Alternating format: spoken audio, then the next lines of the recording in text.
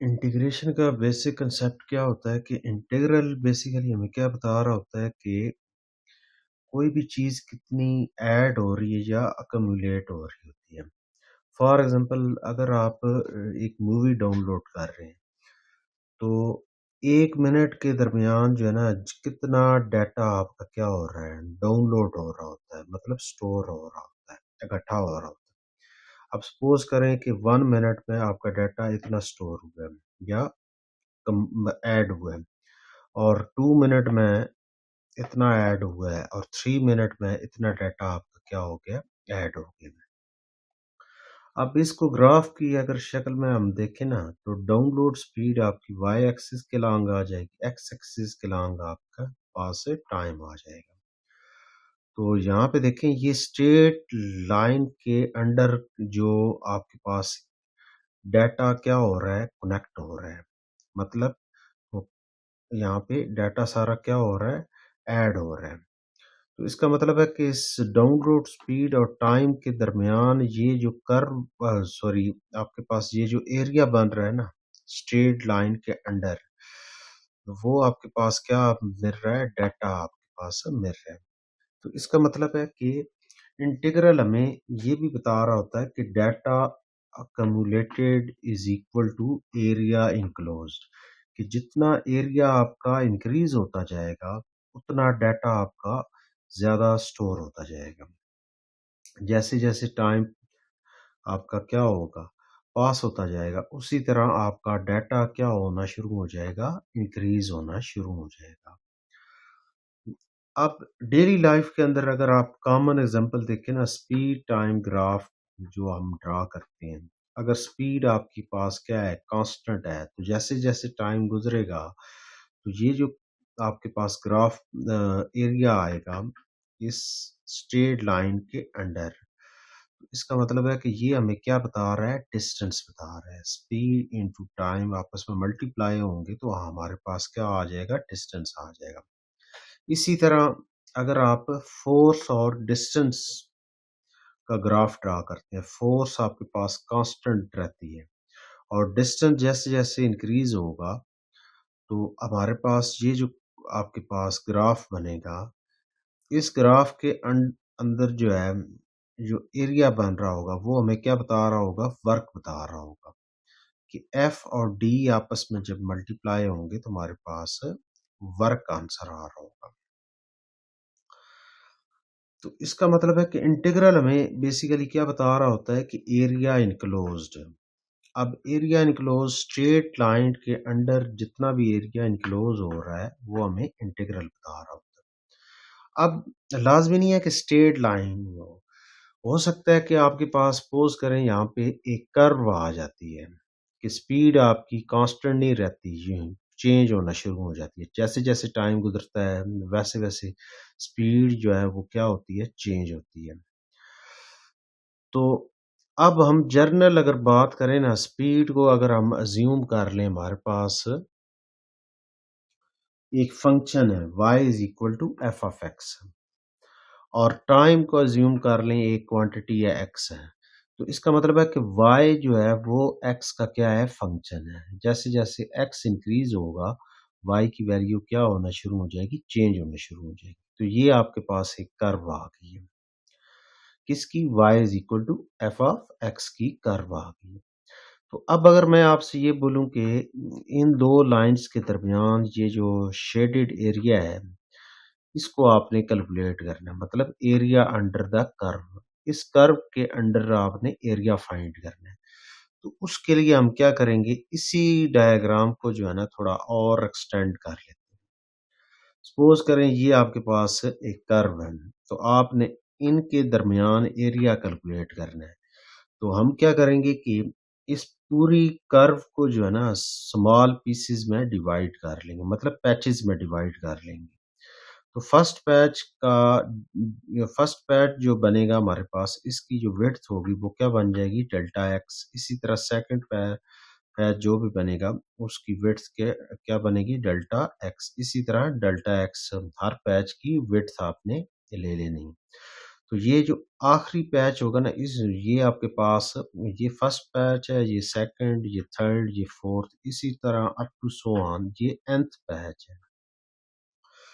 तो एरिया अगर मैं ये बोलूँ कि फर्स्ट पैच का एरिया क्या होगा, विड्थ कितनी है डेल्टा एक्स है और हाइट जो है वो कितनी आ जाएगी एफ ऑफ एक्स वन आ जाएगी और सेकंड पैच की हाइट कितनी आ जाएगी एफ ऑफ एक्स टू आ जाएगी। इसी तरह थर्ड पैच की एफ ऑफ एक्स थ्री आ जाएगी। तो विड्थ तो सेम है लेकिन हाइट क्या हो रही है वो डिफरेंट होती जा रही है।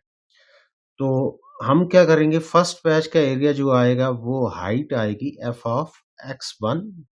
सपोज करें हमारे पास वो आ जाती है हाइट फर्स्ट पैच की वो एफ ऑफ एक्स वन और विड्थ है डेल्टा एक्स और सेकंड पैच की जो हाइट है वो है एफ ऑफ एक्स टू और विड्थ है डेल्टा एक्स टू। तो अब इस ये फर्स्ट पैच का एरिया ये सेकंड पैच का एरिया। इसी तरह हम क्या थर्ड पैच का एरिया फाइंड करेंगे तो वो क्या बन जाएगा एफ ऑफ हाइट क्या बन जाएगी एफ ऑफ एक्स टू और विड्थ डेल्टा एक्स आ जाएगी। इसी तरह हम लास्ट वाले को भी ऐड कर लेंगे एफ ऑफ एक्स एन और विड्थ क्या बन जाएगी डेल्टा एक्स बन जाएगी। और इन सब को जब आप ऐड करेंगे तो हम क्या लिखेंगे summation I varies from one to N. तो ये आपके पास अप्रॉक्सीमेट एरिया है। लेकिन अगर आपने टोटल एरिया एग्जैक्ट फाइंड करना है तो हम क्या बोलेंगे कि ये जो विड्थ है इसको और नैरो कर लें हम। मतलब लिमिट अप्लाई कर देंगे limit delta X approaches to zero कि डेल्टा एक्स एग्जैक्ट जीरो के बराबर नहीं होगी।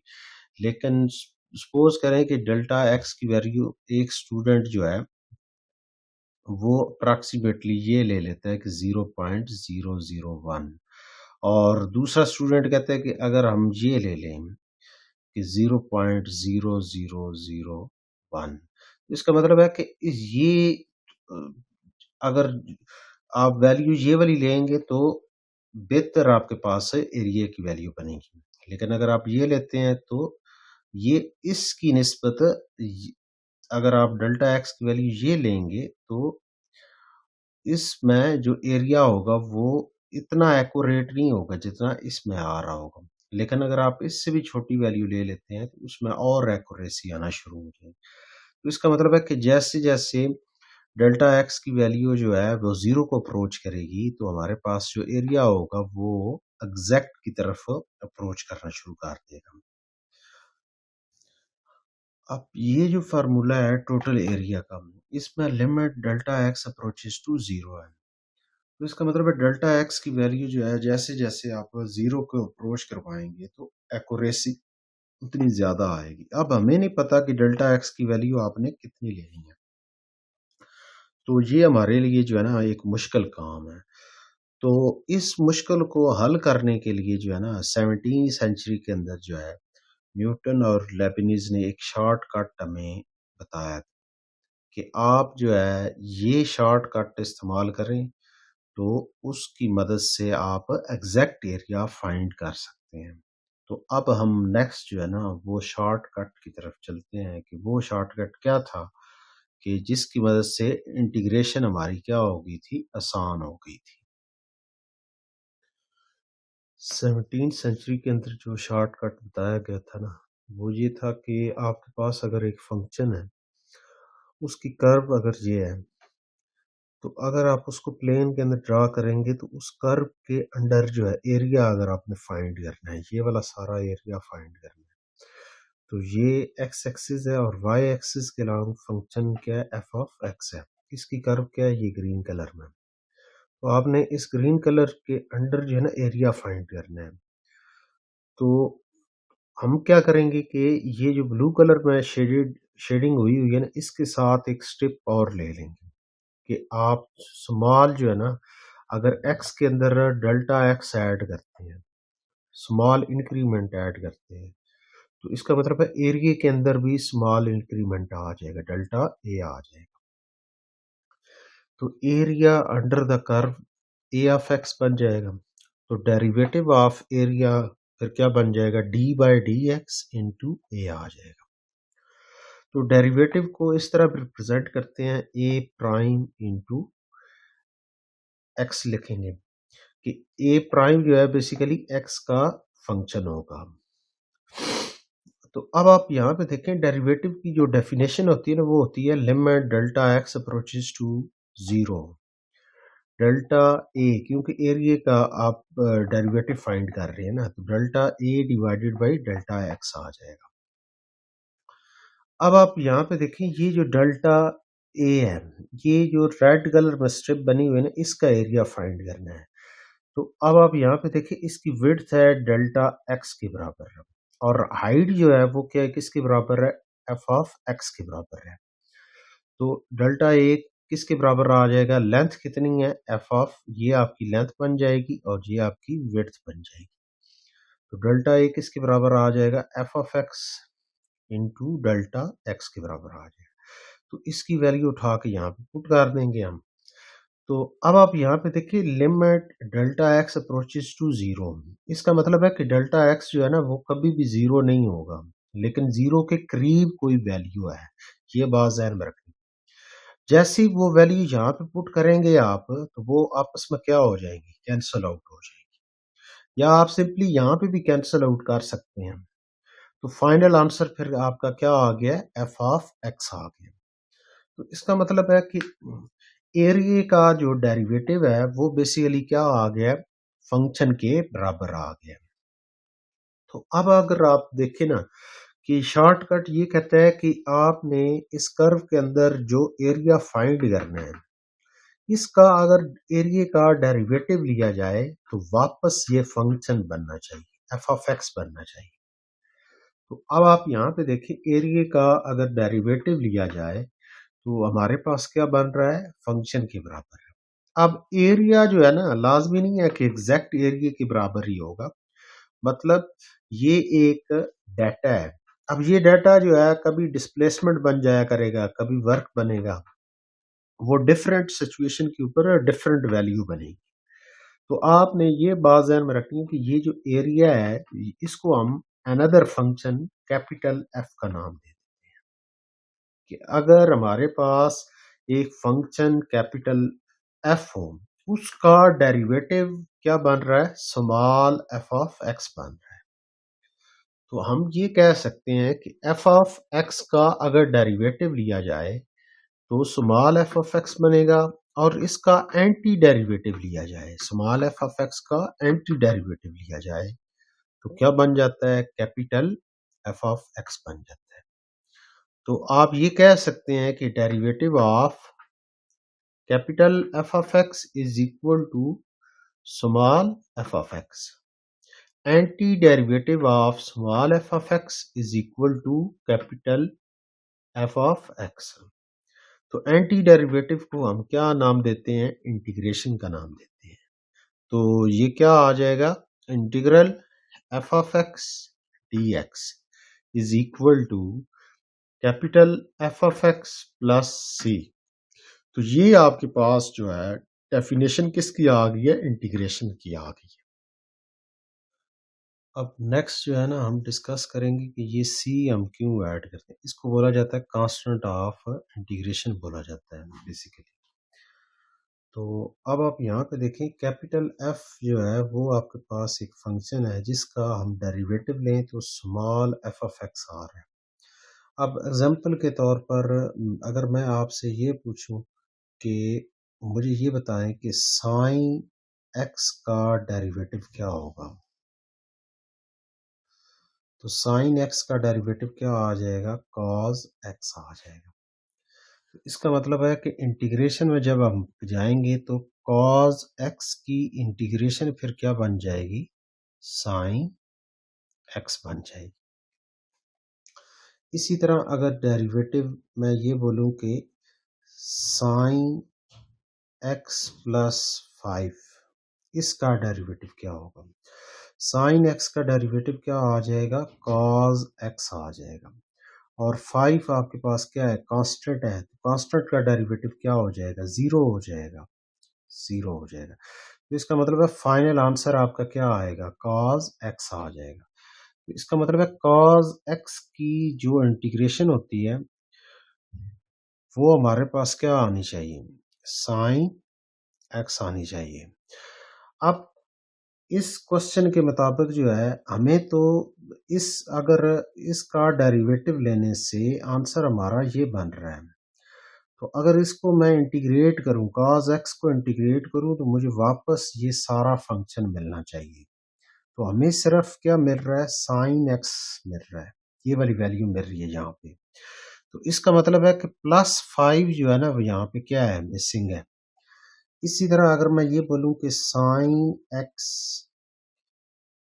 +10 कर लेता हूँ वैल्यू, इसका डेरिवेटिव क्या बनेगा, तो साइन का क्या आ जाएगा, cos x आ जाएगा, 10 का 0 हो जाएगा। तो इसका मतलब है कि cos x की इंटीग्रेशन फिर क्या आ जाएगी, साइन x। लेकिन हमें वापस इसको इंटीग्रेट करने से मुझे वापस ये सारा फंक्शन मिलना चाहिए। इसका मतलब है 10 फिर मिसिंग हो गया है। इसी तरह अगर मैं आपसे ये पूछूं कि साइन x -√5 इसका डेरिवेटिव क्या होगा, तो साइन का डेरिवेटिव तो आप बताएंगे cos x बन रहा है, और √5 का डेरिवेटिव क्या आ जाएगा, 0 आ जाएगा। तो इसका मतलब क्या हो जाएगा कि मैं जब इसको दोबारा इंटीग्रेट करूंगा, cos को इंटीग्रेट करूंगा, तो मुझे वापस साइन x तो मिल जाएगा, लेकिन -√5 जो है ना ये सारा मिसिंग है, यानी नेगेटिव नंबर जो है ना वो एक मिसिंग है। तो इसका मतलब है कि सिंपल साइन एक्स का डेरिवेटिव ये आ रहा है, और अगर कोई कांस्टेंट इनमें ऐड भी हो रहा है तो डेरिवेटिव तो एक सिंगल वैल्यू आ रही है, लेकिन इंटीग्रेशन हमें कांस्टेंट वो वैल्यू नहीं मिल रही। तो हम सिंपली फिर ये कहते हैं कि जब भी आप इनडेफिनेट इंटीग्रल करेंगे ना, तो उसमें आपने लाजमी सी लिखना है। सी का मतलब होगा जो भी कांस्टेंट होगा, यहाँ पे कांस्टेंट क्या आ रहा है, 5 आ रहा है, यहाँ पे क्या आ रहा है, 10 आ रहा है, यहाँ पे क्या आ रहा है, -√5 आ रहा है। तो इसका मतलब है यहाँ पे कांस्टेंट जो है ना वो जीरो भी हो सकता है। तो हम कहते हैं कि ये जितने भी कांस्टेंट होंगे ना, उनको जर्नल रिप्रेजेंट करेंगे। ये बात ज़हन में रखनी है। हमें नहीं पता कि कौन सा कांस्टेंट एक्चुअल में होगा, लेकिन जो भी कांस्टेंट होगा ना उसको हम सिंपल सी का नाम दे देंगे। अब वो कांस्टेंट जीरो भी हो सकता है, पॉजिटिव नंबर भी हो सकता है, नेगेटिव नंबर भी हो सकता है, इर्रेशनल नंबर भी हो सकता है, और कम्प्लेक्स नंबर भी हो सकता है। ये बात ज़हन में रखनी है। तो कांस्टेंट वैल्यू का डेरिवेटिव क्योंकि जीरो होता है ना, तो जीरो की इंटीग्रेशन जो है वो फिर क्या बन जाएगी, कांस्टेंट बनेगी हमेशा। ये बात ध्यान में रखनी है कि अगर मैं आपसे ये बोलूं कि डेरिवेटिव ऑफ कांस्टेंट, आंसर क्या आ रहा है, जीरो आ रहा है। तो इसका मतलब है जीरो की इंटीग्रेशन जो है ना फिर क्या बन जाएगी, वो कांस्टेंट बन जाएगी। ये बात ध्यान में रखनी है। तो कांस्टेंट यहाँ पे जो भी होगा उसका डेरिवेटिव तो जीरो आ रहा है ना, यहाँ पे इधर भी जीरो आ रहा था, यहाँ पे भी क्या आ रहा था, जीरो आ रहा था। इसका मतलब है कि जीरो की इंटीग्रेशन फिर क्या बन जाएगी, कांस्टेंट बन जाएगी। तो सिंपली याद रखना है कि जब भी आप इनडेफिनेट इंटीग्रल कर रहे होंगे, डेफिनेट इंटीग्रल जब होता है ना तो उसमें यहाँ पे लिमिट आ जाती है। ये यहाँ पे कोई नंबर आ जाएगा, सपोज करें मैं ए लिख देता हूँ, यहाँ पे बी लिख देता हूँ, तो ये लोअर लिमिट आ जाएगी, ये अपर लिमिट आ जाएगी। तो उसको बोला जाता है डेफिनेट इंटीग्रल। तो उस वक्त आपने सी ऐड नहीं करना, वो एग्जैक्ट वैल्यू आ जाया करेगी, न्यूमेरिकल नंबर जो भी आएगा। तो आपने सिंपली माइंड में ये चीज़ रखनी है कि जब भी इनडेफिनेट इंटीग्रल करेंगे तो कांस्टेंट सी को लाजमी आपने इंट्रोड्यूस करवाना है। तो सी का मतलब होगा कांस्टेंट ऑफ इंटीग्रेशन हो। अब नेक्स्ट जो है ना हम पावर लॉ डिस्कस करते हैं कि डिफरेंशिएशन के अंदर पावर लॉ को आप कैसे माइंड में रखेंगे। D by D x function की पावर अगर n है, तो फार्मूला क्या कहता है कि फंक्शन की जो भी पावर होगी उसको आप पहले क्या करेंगे, मल्टीप्लाई करेंगे और फंक्शन की पावर को एक 1 आपने क्या कर देना है, लेस कर देना है। मतलब 1 उस पावर में से सब्ट्रैक्ट करना है और साथ फंक्शन का क्या आ जाएगा, डेरिवेटिव आ जाएगा। और इंटीग्रेशन के अंदर पावर लॉ कैसे एक्ट करता है कि इंटीग्रल फंक्शन की पावर क्या है, अगर n हो हमारे पास और साथ फंक्शन का डेरिवेटिव मौजूद होना चाहिए बाहर। फंक्शन की जो भी पावर होगी ना, ये जो इनसाइड वैल्यू होगी इसको हम फंक्शन का नाम देंगे। तो इसका डेरिवेटिव बाहर मौजूद होना चाहिए। तो हम कहते हैं कि यहाँ पे कहते हैं कि पावर को 1 लेस करते हैं। यहाँ पे पावर जो है आपने 1 ऐड कर देना है। जैसे ही आप 1 ऐड करेंगे तो n+1 हो जाएगी पावर और न्यू जो भी पावर होगी ना उसको आपने डिवाइड कर देना है यहाँ पे इधर और plus constant of integration c को आप ऐड करेंगे। और ये बात ज़हन में रखनी है कि यहाँ पे डिनोमिनेटर कभी भी आपका 0 नहीं होना चाहिए, क्योंकि n की वैल्यू जैसे ही -1 होगी तो ये 0 हो जाएगा। तो इसलिए रिस्ट्रिक्शन लगानी है आपने n के ऊपर कि n जो है वो कभी भी -1 के बराबर नहीं होना चाहिए। अगर -1 हो जाए तो उसके लिए ये फार्मूला थोड़ा चेंज हो जाएगा, वो भी हम फर्दर आगे डिस्कस करेंगे। तो अब आप यहाँ पे देखें, सपोज करें कि इस फंक्शन की जगह अगर मैं स्पेसिफिक फंक्शन x कर दूं, कि f ऑफ x की जगह अगर पुट कर दूं जस्ट x एक फंक्शन ले लें, तो फार्मूला फिर चेंज हो जाएगा आपके पास। अब फार्मूला फिर क्या बन जाएगा, ये फार्मूला बन जाएगा d by D X raise to power n is equal to n X raise to power n-1। और ये तो आपको पता है कि x का with respect to x derivative जो है वो आप यहाँ पे लिख लेंगे आप कि फंक्शन का डेरिवेटिव का मतलब होगा कि x का डेरिवेटिव लिखना साथ। तो ये फार्मूला बन जाएगा d by D X raise to power n is equal to n X raise to power n-1। और x का x के हिसाब से डेरिवेटिव जब आप लेते हैं तो ये आंसर क्या हो जाता है, 1 हो जाता है। तो इसका मतलब ये आपके पास फार्मूला बन गया कि अगर x की पावर n है और x के मुताबिक आप क्या कर रहे हैं, डिफरेंशिएट कर रहे हैं, तो फार्मूला फिर क्या बन जाएगा, पावर को पहले लिखेंगे और एक पावर क्या कर देंगे, लेस कर देंगे। अब सेम काम यहाँ पे करते हैं हम। जब आप f ऑफ x की जगह x फंक्शन लेंगे तो फार्मूला फिर क्या बन जाएगा आपके पास, integral x raise to power n और ये लिखा हुआ है फंक्शन का डेरिवेटिव। जब f ऑफ x की वैल्यू x के बराबर होगी तो इसका डेरिवेटिव जो है वो बन जाएगा 1 के बराबर। तो इसका मतलब है 1 आप यहाँ पे लिख लें, dx आ जाएगा। और इधर वैल्यू फिर क्या बन जाएगी, x raise to power n+1 और डिवीजन में n+1 और प्लस c आ जाएगा। तो इसका मतलब है कि ये फार्मूला बनेगा integral x raise to power n is equal to और साथ dx लिखेंगे is equal to x raise to power n+1 divided by n+1 plus c। ये आपके पास फार्मूला बन जाएगा इसका।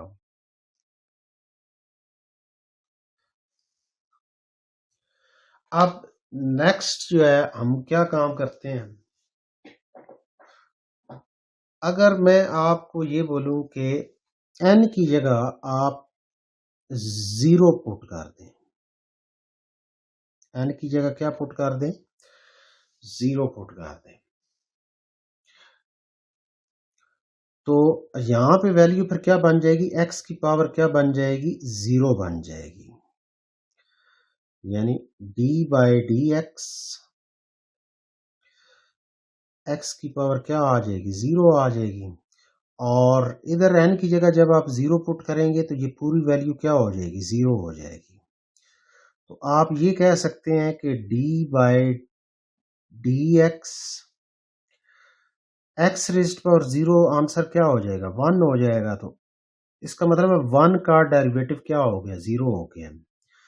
अब इसी तरह अगर मैं ये बोलूं कि d बाई डी एक्स और यहाँ पे 2 वैल्यू आ जाए, इसका डेरिवेटिव क्या बनेगा, 0 बनेगा।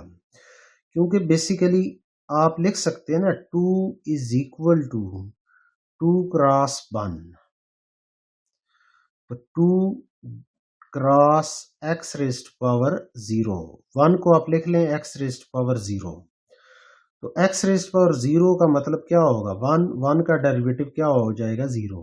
तो इसका मतलब है कि 2 का डेरिवेटिव भी क्या आ जाएगा, 0 आ जाएगा। 3 का डेरिवेटिव भी क्या आ जाएगा, 0 आ जाएगा। 4 का डेरिवेटिव भी क्या आ जाएगा, 0 आ जाएगा। तो आप फिर ये कह सकते हैं कि कोई भी अगर कांस्टेंट नंबर आ जाए, उसका डेरिवेटिव जो है, कांस्टेंट वैल्यू मैं c लिख रहा हूँ, उसका डेरिवेटिव क्या होता है, 0 के बराबर होता है। उसका डेरिवेटिव क्या होता है, 0 के बराबर होता है।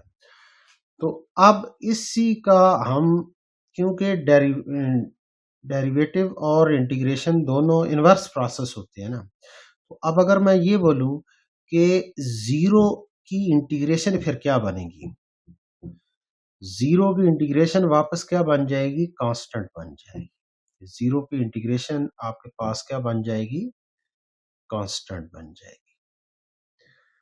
तो ये बहुत ही इंपॉर्टेंट जो है ना, आपके पास ऑब्जेक्टिव काफी बार आ चुका है बोर्ड के अंदर, कि 0 की इंटीग्रेशन क्या होती है, हमेशा आपने क्या लिखनी है, कांस्टेंट लिखनी है। अब नेक्स्ट जो है, अगर इस तरह का अगर आपसे ये पूछे कि x का डेरिवेटिव क्या होता है, वो आंसर क्या होता है, 1 के बराबर। तो इसका मतलब है कि अगर मैं आपसे ये पूछूं कि 1 की इंटीग्रेशन फिर क्या हो जाएगी, 1 की इंटीग्रेशन फिर क्या आएगी, x आएगी। यानी x का डेरिवेटिव आंसर 1 आ रहा है, तो 1 की इंटीग्रेशन वापस क्या बन जाएगी, x बन जाएगी। और प्लस आप constant of integration c add कर लें। अब लाजमी नहीं है कि हमेशा आप यही माइंड में रखें कि 1 की इंटीग्रेशन x होगी।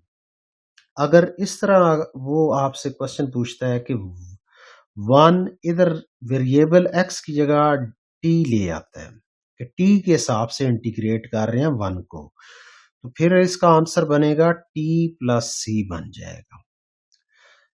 इसी तरह अगर वो क्वेश्चन में ये पूछता है कि 1 को इंटीग्रेट करें थीटा के हिसाब से, तो इसका फिर आंसर क्या बनेगा, थीटा प्लस सी बन जाएगा। इसी तरह इंटीग्रेशन 1 की वो कहता है u के हिसाब से आप परफॉर्म करें, तो इसका आंसर फिर क्या बन जाएगा, u प्लस सी बन जाएगा। और इसी तरह अगर इंटीग्रेशन y के हिसाब से वो पूछ लेते हैं, तो आपके पास क्या बन जाएगा, y प्लस सी आ जाएगा। वेरिएबल जो भी होगा उसके मुताबिक आंसर कैसे बनेगा। तो आप सिंपली माइंड में ये चीज रखें कि जब भी 1 लिखा हो ना, तो आप इन ये दोनों एक्चुअल में इफेक्ट कैंसिल कर देते हैं। तो ये वेरिएबल जो भी बनेगा वो आंसर आपने लिख देना है। यानी इनको आप कट आउट कर दें और u लिख दें। इसी तरह इसको कैंसिल कर दें और थीटा लिख दें। इसको कैंसिल कर दें, क्या लिख दें, t लिख दें। इसको कैंसिल कर दें, क्या लिख दें आप, एक्स लिख दें। और प्लस सी तो आपने लाजमी ऐड करना है। तो ये बात ज़हन में रखनी है।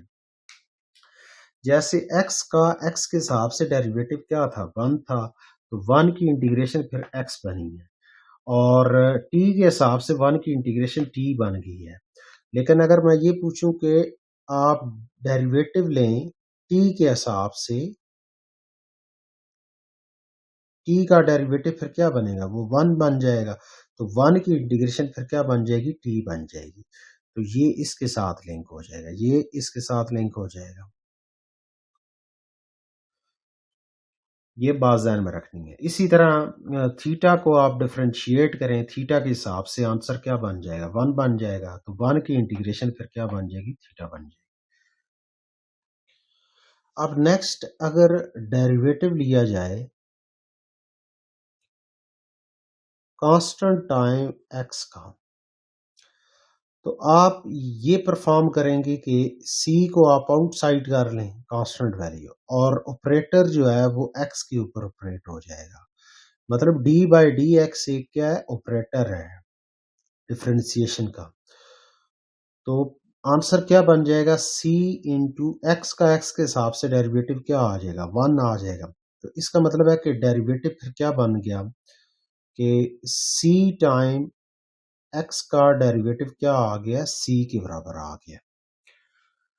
अब इसी को मैं इंटीग्रेशन के सेंस में देखूं, यानी इंटीग्रल ऑफ कांस्टेंट dx, फिर क्या आंसर होगा। तो मेथड ये कहता है कि आप c को आउटसाइड ले जाएं कांस्टेंट वैल्यू को, इंटीग्रल 1 dx रह जाएगा। अब उसके बाद कांस्टेंट वैल्यू c, और जैसे मैंने पहले बताया था कि जैसे ही 1 आए तो आप इन दोनों को कैंसिल कर दें। तो यहाँ पे आंसर फिर क्या आ जाएगा, साथ x आ जाएगा। ये वाली वैल्यू जो है ना, वेरिएबल जो भी होगा वो यहाँ पे आपने लिख देना है, और प्लस कांस्टेंट ऑफ इंटीग्रेशन सी 1 कह दें या सी प्राइम का नाम लिख लें। तो इसका मतलब है कि किसी भी कांस्टेंट की इंटीग्रेशन फिर क्या होगी, जो भी कांस्टेंट दिया होगा उसके साथ इधर जो भी वेरिएबल होगा वो आपने लिखना है, और प्लस C1 कर लें या C प्राइम कर लें, आपकी अपनी मर्जी है। फॉर एग्जाम्पल अगर मैं आपसे ये पूछूं कि 5 की इंटीग्रेशन t के हिसाब से बताएं, तो आपने क्या कहना है कि 5t प्लस, यहां पे बेशक c कर लें, आप सिंपल c का नाम दे दें। इसी तरह अंडर रूट 2 डी एक्स की इंटीग्रेशन फिर क्या हो जाएगी, अंडर रूट 2 एक्स प्लस सी आ जाएगा। इसी तरह इंटीग्रेशन -1/2 डी एक्स, इसकी क्या हो जाएगी, -1/2 एक्स प्लस सी, ये आंसर आ जाएगा। तो आपने सिंपल ये बात माइंड में रखनी है कि कांस्टेंट की इंटीग्रेशन क्या आंसर बनता है, कांस्टेंट टाइम वेरिएबल जो भी दिया होगा वो variable plus another constant C1 कर लें या C प्राइम कर लें। तो यहाँ पे तो क्योंकि C लिखा हुआ है तो इसको C1 का नाम देना है, लेकिन यहाँ पे 5 है तो इसको C कह देंगे, इसको भी C और इसको भी C कह देंगे। अब नेक्स्ट जो है हम यहाँ पे देखेंगे कि इंटीग्रेशन में पावर लॉ का फार्मूला तो ये होता है ना कि फंक्शन की पावर अगर n है और साथ फंक्शन का डेरिवेटिव होना चाहिए, तो हम कहते हैं कि फंक्शन की पावर जो है आप में 1 ऐड कर दें और टोटल पावर क्या कर दें, डिवाइड कर दें, और प्लस सी आ जाए। और n के ऊपर रिस्ट्रिक्शन है कि n कभी भी -1 नहीं होना चाहिए। अब अगर आप यहाँ पे देखें कि हम ये कह दें कि n अगर -1 हो जाए तो इसकी लेफ्ट हैंड साइड फिर क्या बन जाएगी, इस फार्मूले की इंटीग्रल फंक्शन की पावर -1 हो जाएगी और डॉट फंक्शन का डेरिवेटिव आ जाएगा, dx आ जाएगा, ये चीज बन जाएगी। और इसका फार्मूला होता है नेचर डॉग फंक्शन, ये आपने माइंड में रखना है, और plus constant of integration c। अब इस फार्मूले को आप इस तरह भी लिख सकते हैं कि पावर नेगेटिव है तो पावर -1 को +1 में शिफ्ट करना हो तो आप क्या करेंगे, इसको डिनोमिनेटर में शिफ्ट कर लेंगे। मी इंटीग्रल डिवीजन में जैसी फंक्शन की पावर ले क्या हो जाएगी, +1 हो जाएगी। यहाँ पे क्या हो जाएगी, +1 हो जाएगी। तो आप +1 ना भी लिखें तो कोई मसला नहीं है। और यहाँ पे क्या वैल्यू आ जाएगी, फंक्शन का ऊपर क्या आ जाएगा, डेरिवेटिव आ जाएगा और साथ dx आ जाएगा। तो और आंसर क्या बनेगा, नेचुरल लॉग फंक्शन और plus C constant of integration C add करेंगे। तो आपने हमेशा माइंड में रखना है कि डिनोमिनेटर में जस्ट फंक्शन लिखा हो, उसकी पावर क्या होनी चाहिए, +1 होनी चाहिए डिनोमिनेटर में, और ऊपर उसी का क्या लिखा हो, डेरिवेटिव लिखा हो। तो आंसर क्या होगा, नेचुरल लॉग फंक्शन के बराबर होगा। अब सपोज करें कि मैं यहाँ पे आपको कहता हूँ कि अगर फंक्शन जो है एफ ऑफ एक्स जो है वो एक्स के बराबर हो जाए, तो फिर ये फार्मूला फिर क्या बन जाएगा, डिवीजन में क्या आ जाएगा, एक्स आ जाएगा। एक्स का एक्स के हिसाब से डेरिवेटिव क्या होता है, 1, ऊपर आप 1 लिखेंगे डी एक्स। इसका मतलब है इसका आंसर क्या आ जाएगा, नेचुरल लॉग एक्स प्लस सी, ये आंसर आ जाएगा। लेकिन अगर आप डेरिवेटिव में भी देखें ना, D by D x, natural log x का डेरिवेटिव फिर क्या होता है, आप कहते हो कि 1/x होता है। तो 1/x की इंटीग्रेशन क्या होगी, नेचुरल लॉग x, ये बात ध्यान में रखनी है। या आप दूसरे सेंस में ये भी कह सकते हैं कि ये 1/x लिखा हुआ है ना, 1/x। तो आप 1/x इधर लिखें और आप ये सोचें कि किस फंक्शन का डेरिवेटिव लिया जाए, यहाँ पे कौन सा फंक्शन रखा जाए कि आंसर 1/x आ जाएगा। तो इसका मतलब है कि कौन सा फंक्शन बनेगा, नेचुरल लॉग एक्स, ये वाला आपके पास फंक्शन अगर यहाँ पे हो तो आंसर ये बन जाएगा। तो इसका मतलब है यही आपके पास फाइनल आंसर बनेगा, नेचुरल लॉग एक्स प्लस सी बन जाएगा। अब एक्सरसाइज स्टार्ट करते हैं। एक्सरसाइज है 3.1। क्वेश्चन नंबर 1 क्या कहता है कि integral X square minus 3x plus 9 dx। तो सबसे पहले क्वेश्चन को आप एज इट इज लिख लेंगे, x square minus 3x plus 9 into dx।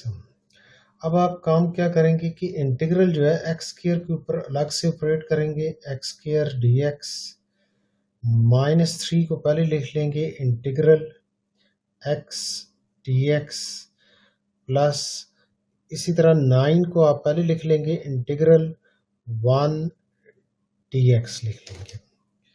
अब यहाँ पे एक बात माइंड में रखनी है कि इंटीग्रल के अंदर अगर दो फंक्शन ऐड या सब्ट्रैक्ट हो रहे हैं या दो से ज़्यादा, तो इंटीग्रल जो है दोनों फंक्शन के ऊपर अलग से ऑपरेट हो जाएगा। ये बात ध्यान में रखनी है, एक ये रूल होता है। फिर उसके बाद एक और रूल ये होता है कि अगर इंटीग्रल कोई कांस्टेंट नंबर है के और फंक्शन के साथ कांस्टेंट नंबर लिखा हुआ है, तो इंटीग्रल जब ऑपरेट होगा तो कांस्टेंट जो है आउटसाइड चला जाएगा, के की वैल्यू जो है आउटसाइड चली जाएगी और इंटीग्रल जो है फंक्शन के ऊपर क्या हो जाएगा, ऑपरेट हो जाएगा। एक ये रूल है। फिर उसके बाद जस्ट अगर कांस्टेंट आ जाए तो आपने फिर क्या लिखना है कि कांस्टेंट को पहले लिखना है और इंटीग्रल उसकी जगह 1 लिख लेना है, dx लिख लेना है। ये तीन जो है ना चीज़ें आपको बेसिक पता होनी चाहिए इस एक्सरसाइज में। तो यहाँ पे देखें ना, ये तीन वैल्यूज़ हैं, x square minus 3x plus 9। तो अगर दो या दो से ज़्यादा फंक्शन ऐड सब्ट्रैक्ट हो रहे हैं तो ऑपरेटर जो है हर फंक्शन के ऊपर अलग से ऑपरेट होगा। तो यहाँ पे देखें एक्स के ऊपर अलग से ऑपरेट हो रहा है, 3x के ऊपर अलग से ऑपरेट हो रहा है और 9 के ऊपर अलग से ऑपरेट हो रहा है। अब x के साथ 3 मौजूद था तो ये वाला रूल लगा है, कांस्टेंट जो है पहले लिख दिया, मैंने कांस्टेंट क्या लिख दिया, पहले लिख दिया। तो 3 को पहले लिख दिया, ऑपरेटर जो है जस्ट x के ऊपर ऑपरेट होगा। और थर्ड वाला यहाँ पे देखिए जस्ट 9 था तो 9 लिखा है, इंटीग्रल 1 dx लिख दिया। जस्ट कांस्टेंट आ जाए तो तो उसकी इंटीग्रेशन का आप कैसे लिखेंगे, कांस्टेंट को पहले लिख लेना है और उसकी जगह 1 लिख लेना है, dx लिख लेना है। अब हम फर्दर जो है सिंप्लीफिकेशन करेंगे, इसकी रूल अप्लाई करेंगे। अब x की पावर क्या है, 2 है। अब पावर जो है -1 नहीं होनी चाहिए, अगर -1 हो तो पावर लॉ अप्लाई नहीं होगा, ये मैंने पहले भी डिस्कस कर दिया आपसे। तो यहाँ पे देखें x की पावर 2 है, तो अब आपने पावर इंक्रीज करनी है, तो 1 ऐड कर देना, 2 जो पावर है उसमें 1 को ऐड करेंगे और न्यू पावर जो बनी है वो आपने डिवाइड कर देना। अब x की पावर न्यू क्या बनी है, 2 + 1 बन गई है ना, तो ये टोटल पावर जो है डिवीजन में आपने क्या कर देनी है, डिवाइड कर देनी है, -3। अब आप यहाँ पे देखें x की पावर क्या है, 1 है, तो इधर भी हम क्या करेंगे, पावर लॉ अप्लाई कर देंगे। 1 + 1 पावर इंक्रीज करेंगे और न्यू पावर हम क्या कर देंगे, डिवाइड कर देंगे, +9 एज इट इज आ जाएगा। और 1 की इंटीग्रेशन सिंपल मैंने के बाद आपको बात क्या समझाई, आप इसको कैंसिल कर लें, जो भी वेरिएबल आएगा वो लिख लेना है।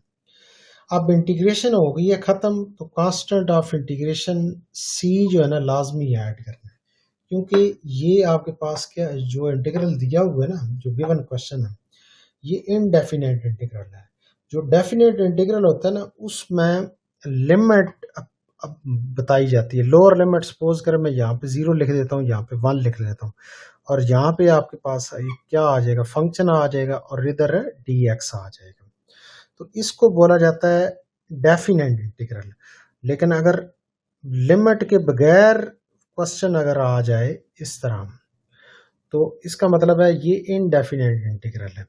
तो जब भी इनडेफिनेट इंटीग्रल होगा तो कांस्टेंट ऑफ इंटीग्रेशन c लाजमी ऐड करना है। अब आप यहाँ पे देखें x³ बन जाएगा, डिवीजन में क्या बन जाएगा, 3 बन जाएगा, -3 x², x की पावर 1 + 1 क्या हो जाएगी, 2 हो जाएगी ना, तो x² बन जाएगा और डिवीजन में क्या आ जाएगा, 2 आ जाएगा, तो आप इधर 2 लिख लेंगे, और +9x plus constant of integration c। तो ये आपके पास फाइनल आंसर आ गया, ये आपके पास फाइनल रिजल्ट बन गया ना, आंसर आ गया। अब आपने अपने आंसर को अगर वेरीफाई करना है कि आया हमारा आंसर सही है या गलत है, तो उसके लिए एक मेथड है कि ये जो आंसर आया ना, इसका डेरिवेटिव ले लें। क्या ले लें, डेरिवेटिव ले लें। हर टर्म का आपने क्या ले लेना है, डेरिवेटिव ले लेना है।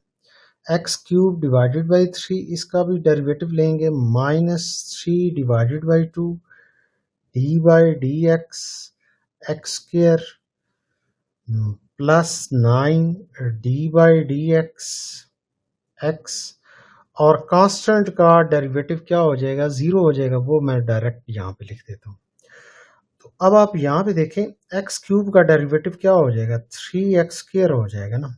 चैप्टर 2 के अंदर आपने डिटेल में ये डेरिवेटिव वाला कंसेप्ट सीखा हुआ है कि उसमें पावर क्या करते हैं, मल्टीप्लाई करते हैं और एक पावर लेस कर देते हैं। इंटीग्रेशन में क्या करते हैं, पावर इंक्रीज करते हैं और न्यू पावर जो बनी होती है ना, वो डिवाइड कर देते हैं, उसका बिल्कुल अपोजिट काम कर रहे होते हैं। वहां पे पावर क्या हो रही है, 3 पावर पहले आके मल्टीप्लाई हो रही है डेरिवेटिव के केस में, और 3 - 1 करेंगे तो 2 पावर न्यू आ जाएगी, और डिवीजन में 3 है तो ये 3 और 3 कैंसिल हो जाएगा, -3 डिवाइडेड बाई 2।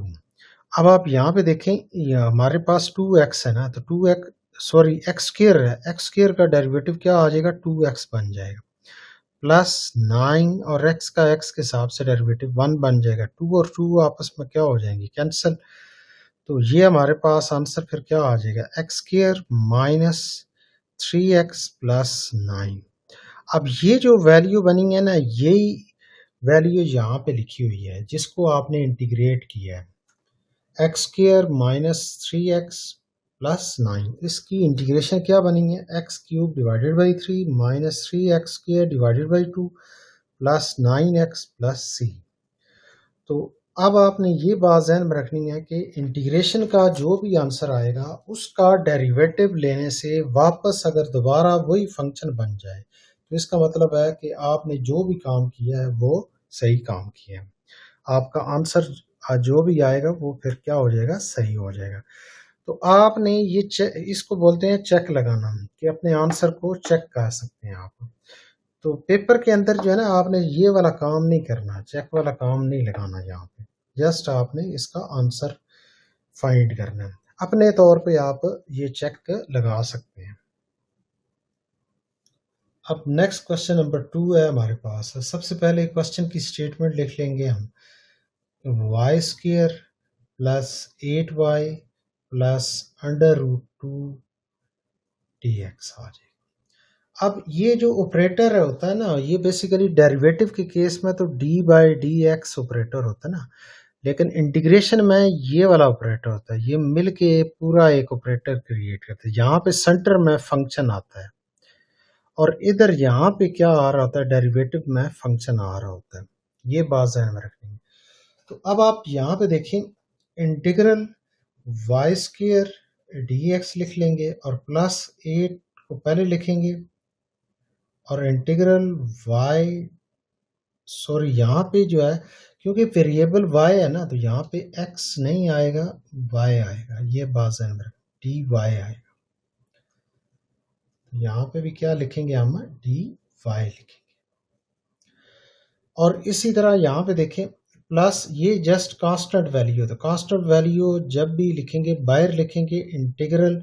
अब इसके साथ y मौजूद नहीं है तो 1 लिख लेना है, dx कर सॉरी dy कर लेना।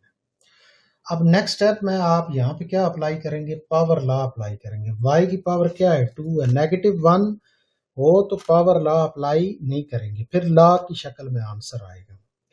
तो y की power 2 plus 1 divided by 2 plus 1 plus 8, y की पावर यहाँ पे क्या है, 1 है, तो y की power 1 plus 1 divided by 1 plus 1 plus under root 2।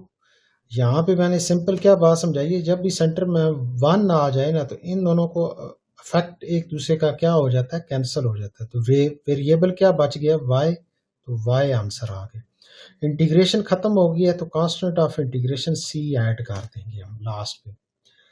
तो यहाँ पे देखें, y की पावर क्या बन जाएगी, 3 divided by 3 plus 8 Y square divided by 2 plus under root 2 Y plus constant of integration c आ जाएगा। अब 2 और 8 आपस में कैंसिल होंगे, तो फाइनल आंसर फिर क्या बन जाएगा, Y cube divided by 3 plus 4 Y square plus under root 2 Y plus constant of integration c आ जाएगा। तो अब आप यहाँ पे देखिए, ये जो आपके पास फाइनल आंसर बना है ना, इसका अगर डेरिवेटिव लें, अब वेरिएबल y है ना, तो y के मुताबिक आपने डेरिवेटिव लेना है। तो y क्यूब का with respect to y derivative क्या बन जाएगा, यहाँ पे मैं डिस्कस कर देता हूँ अगेन। y क्यूब का डेरिवेटिव बन जाएगा 3y स्क्र, डिवीजन में 3 है तो 3 और 3 कैंसिल हो जाएंगे, तो पहली टर्म y स्क्र बन गई हमारे पास। फिर उसके बाद प्लस 4 वाई स्क्र का डेरिवेटिव 2y बन जाएगा, वाई स्क्र का डेरिवेटिव 2y बन जाएगा। तो 4 और 2 को मल्टीप्लाई करेंगे तो 8y, सेकंड टर्म भी बन गई हमारे पास। फिर उसके बाद y का with respect to y derivative क्या आ जाएगा, 1 आ जाएगा, तो अंडर रूट 2 रह जाएगा, इंटू 1 आ जाएगा, और कांस्टेंट का डेरिवेटिव क्या हो जाएगा, 0 हो जाएगा। ये बन जाएगा Y square plus 8y plus under root 2। तो यही आपके पास क्वेश्चन है जिसको आपने इंटीग्रेट किया है, with respect to y integrate किया है, तो उसका आंसर ये बना है। अगर इसकी इंटीग्रेशन करें तो वापस वही क्वेश्चन बन जाता है। तो यहाँ तक आपने सॉल्व करना है, आपका क्वेश्चन क्या हो गया, कंप्लीट हो गया। अब नेक्स्ट क्वेश्चन है आपके पास, question number 3, integral under root y plus 1 divided by Y square into D Y. अब आप यहाँ पे देखें, सबसे पहले क्वेश्चन को आप लिखेंगे under root Y plus 1 divided by Y square D Y.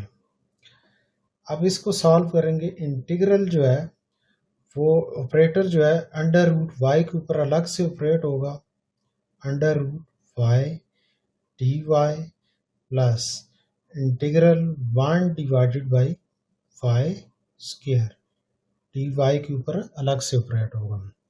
अब अंडर रूट का मतलब पावर 1/2 होती है ना, तो y की पावर क्या बन जाएगी 1/2 डी वाई प्लस इधर y की पावर फिर क्या बन जाएगी -2 बन जाएगी। जब न्यूमिनेटर में शिफ्ट करेंगे तो पावर -2 हो जाएगी। अब उसके बाद यहाँ पे देखिए पावर लॉ अप्लाई कर लेंगे हम। y की पावर यहाँ पे क्या है 1/2 है, तो y की power 1/2 plus 1 divided by 1/2 plus 1। इसी तरह प्लस y की पावर इधर क्या है -2 है, तो y की power -2 plus 1 divided by -2 plus 1 और plus constant of integration c add कर देंगे। अब उसके बाद नेक्स्ट स्टेप में हम क्या लिखेंगे y की पावर 1/2 प्लस 1, तो ये आंसर आ जाएगा 3/2 बन जाएगा। और डिवीजन में भी क्या वैल्यू बन जाएगी 3/2 प्लस इसी तरह y की power -1 divided by -1 plus constant of integration c आप ऐड कर। अब नेक्स्ट स्टेप में हम क्या करेंगे, ये जो 2 है मेन डिवीजन तो ये वाली है ना, इसके डिवीजन में एक और डिवीजन चल रही है, ये 2 ऊपर जाके क्या हो जाएगा मल्टीप्लाई हो जाएगा, ये बन जाएगा 2/3 y की पावर 3/2। अब प्लस माइनस क्या हो जाएगा माइनस हो जाएगा, 1 डिवीजन में तो ये खत्म हो जाएगा। और y की पावर क्या है -1 है, तो इसको पॉजिटिव बनाने के लिए डिवीजन में शिफ्ट करेंगे तो पावर क्या हो जाएगी पॉजिटिव हो जाएगी और plus constant of integration c लिख लेंगे। तो ये आपके पास फाइनल आंसर। अब नेक्स्ट क्वेश्चन नंबर 4 है, वो क्या कहता है कि integral 4 plus X square whole power 2 dx। तो सबसे पहले क्वेश्चन को आप लिखेंगे integral 4 plus X square whole power 2 dx। अब यहाँ पे जो है ना आपने डायरेक्ट पावर लॉ अप्लाई नहीं कर देना, ये नहीं काम करना कि इस तरह आपने ये वाली गलती नहीं करनी कि 2 + 1 डिवाइडेड बाई 2 + 1 और प्लस c कर दें, यानी इसकी पावर जो है ना आपने डायरेक्ट ऐड और इंक्रीज नहीं करनी, ये बात ध्यान में रखनी है। उसकी लॉजिक जो है ना वो मैंने पहले भी आपको समझाई है कि पावर लॉ कब अप्लाई होता है कि फंक्शन की पावर अगर है n, तो इस फंक्शन का बाय डेरिवेटिव लाजमी होना चाहिए। अगर डेरिवेटिव नहीं है तो पावर लॉ अप्लाई नहीं होगा कि फंक्शन की पावर आप इंक्रीज करेंगे n+1 और डिवाइडेड बाई n+1 लिख लेंगे और plus constant of integration c last पे लिख लेंगे कि ये जो अंदर वैल्यू है ना इसका डेरिवेटिव बाय साथ मौजूद होना चाहिए। अब आप खुद सोचें कि ये लिखा हुआ है 4 प्लस एक्स स्क्वायर, 4 का डेरिवेटिव तो हो जाएगा 0 और एक्स स्क्वायर का डेरिवेटिव क्या बनेगा 2x। तो इसका मतलब है अगर तो 2x बाहर मौजूद हो, यहाँ पे क्वेश्चन के अंदर मौजूद होते, तो फिर आप डायरेक्ट इसके ऊपर पावर लॉ अप्लाई कर लेंगे। क्योंकि यहाँ पे इसका डेरिवेटिव बाहर मौजूद नहीं है तो पहले इसको फिर हम क्या करेंगे सिंप्लीफाई करेंगे, इसका स्क्वायर है स्क्वायर ओपन करेंगे। अब स्क्वायर कैसे ओपन करेंगे, a + b whole square, a square plus 2ab plus b square, ये फार्मूला ओपन हो जाएगा और dx हो जाएगा। अब आप यहाँ पे देखिए इंटीग्रल 16 बन जाएगा प्लस, अब नेक्स्ट 2 4 के साथ मल्टीप्लाई होगा तो 8x² बन जाएगा प्लस x रेज्ड पर 2 क्रॉस 2 क्या हो जाएगा 4 हो जाएगा और dx आ जाएगा। अब यहाँ पे देखें ये तीन वैल्यूज ऐड हो रही है तो इंटीग्रल तीनों पे सेपरेट ऑपरेट होगा। इंटीग्रल 16 को पहले लिखेंगे integral 1 dx plus 8 integral X square D X plus integral x raised power 4 D X लिख लेंगे।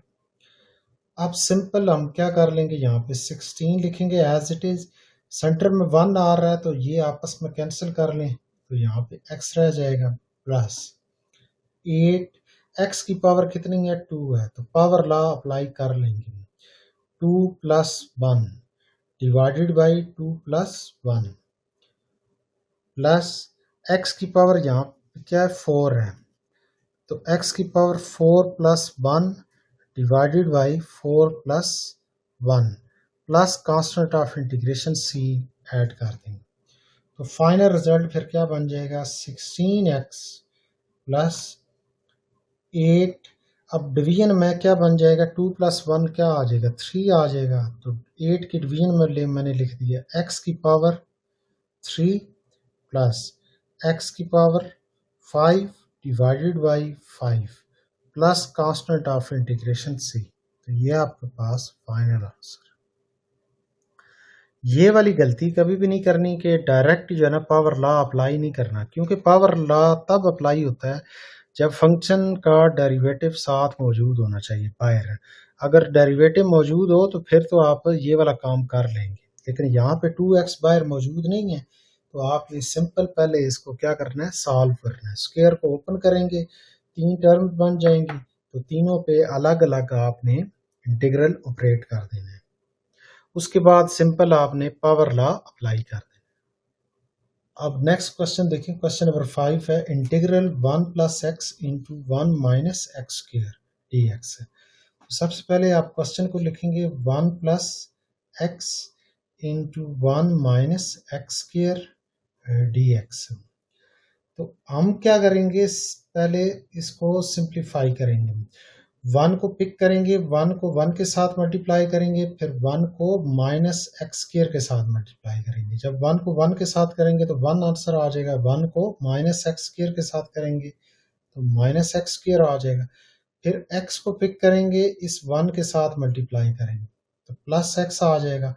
फिर x को पिक करेंगे, माइनस एक्स स्क्वायर के साथ मल्टीप्लाई करेंगे तो माइनस एक्स क्यूब बन जाएगा और dx आ जाएगा।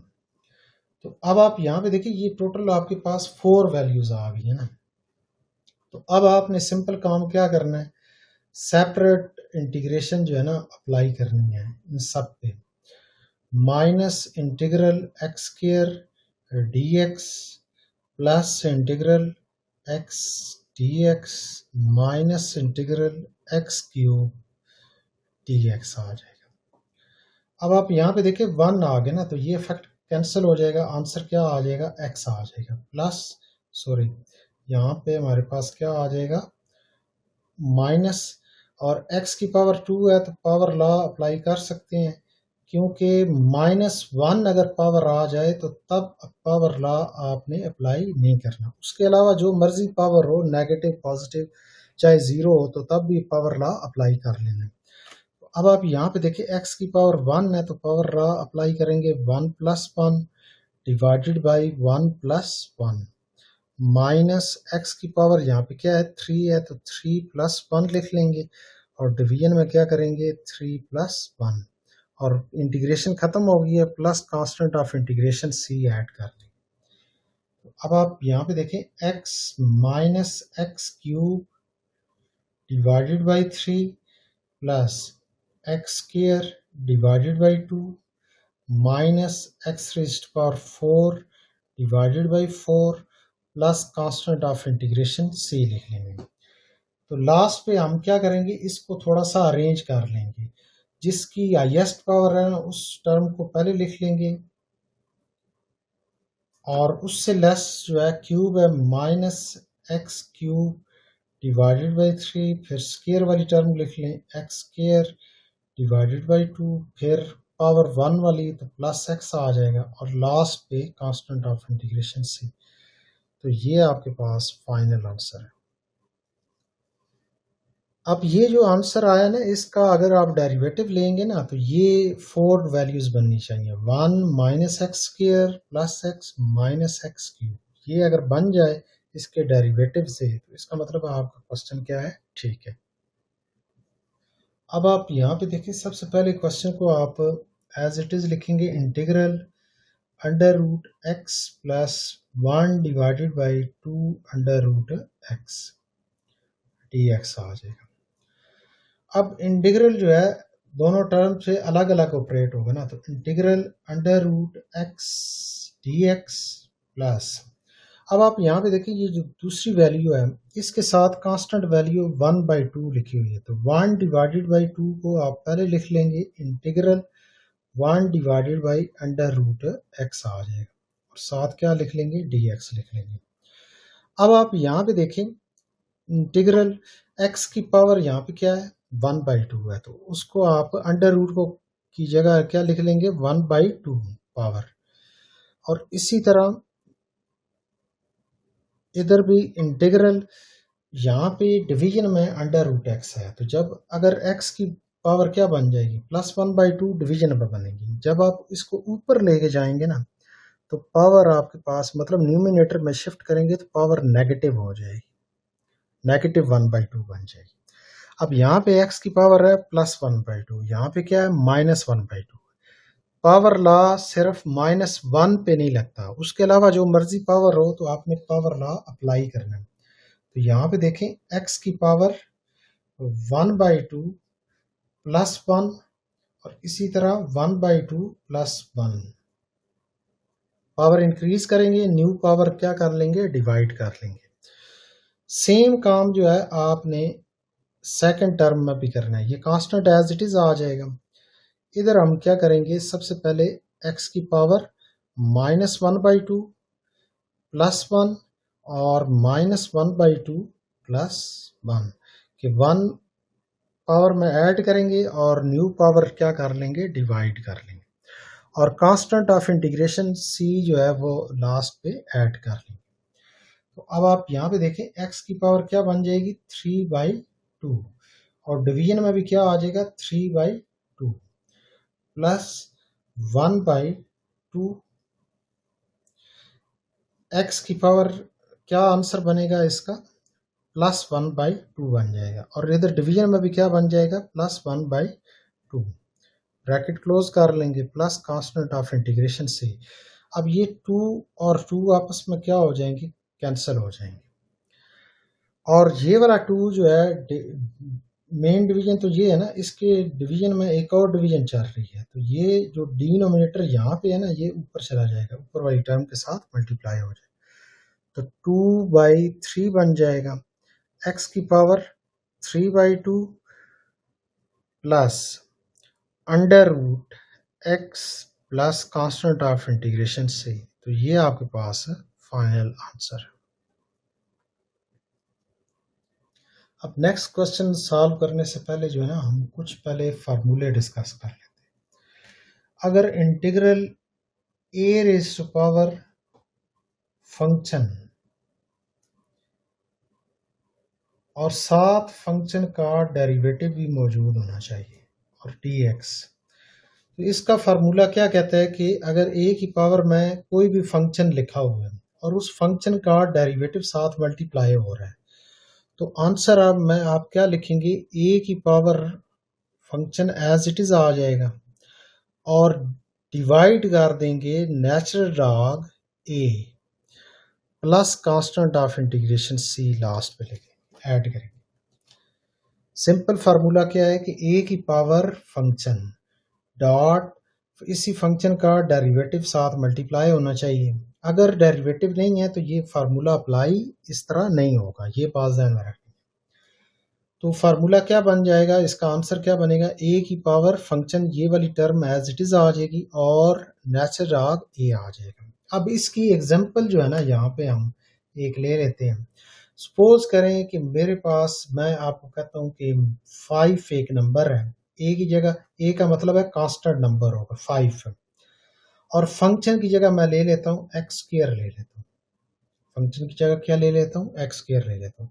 तो x² का डेरिवेटिव क्या होता है, 2x, इसका मतलब है 2x यहाँ पे होना चाहिए, और dx। अगर ये क्वेश्चन मैं आपको दे दूँ, मैं आपको बोलूँ कि ये सॉल्व करें, तो आपने सिर्फ इस क्वेश्चन को इस फार्मूले के साथ रिलेट करना है। ए की पावर फंक्शन मतलब 5 की पावर फंक्शन लिखा हुआ है, तो इसका मतलब है ये वाली वैल्यू जो है ना एज इट इज आएगी, जैसे आंसर में हमने लिखी ए की power function as it is आएगी, तो मीन 5 की power X square as it is आ जाएगा। और डिवीजन में नेचुरल लॉग ए, अब ए यहाँ पे क्या है 5 के बराबर है ना, तो नेचुरल लॉग क्या बन जाएगा 5 बन जाएगा और plus constant of integration C आ जाएगा। तो ये आपके पास फाइनल आंसर आ जाएगा इसका। मेन फार्मूला आपका ये वाला है। अब इसी फार्मूले के अंदर जो है,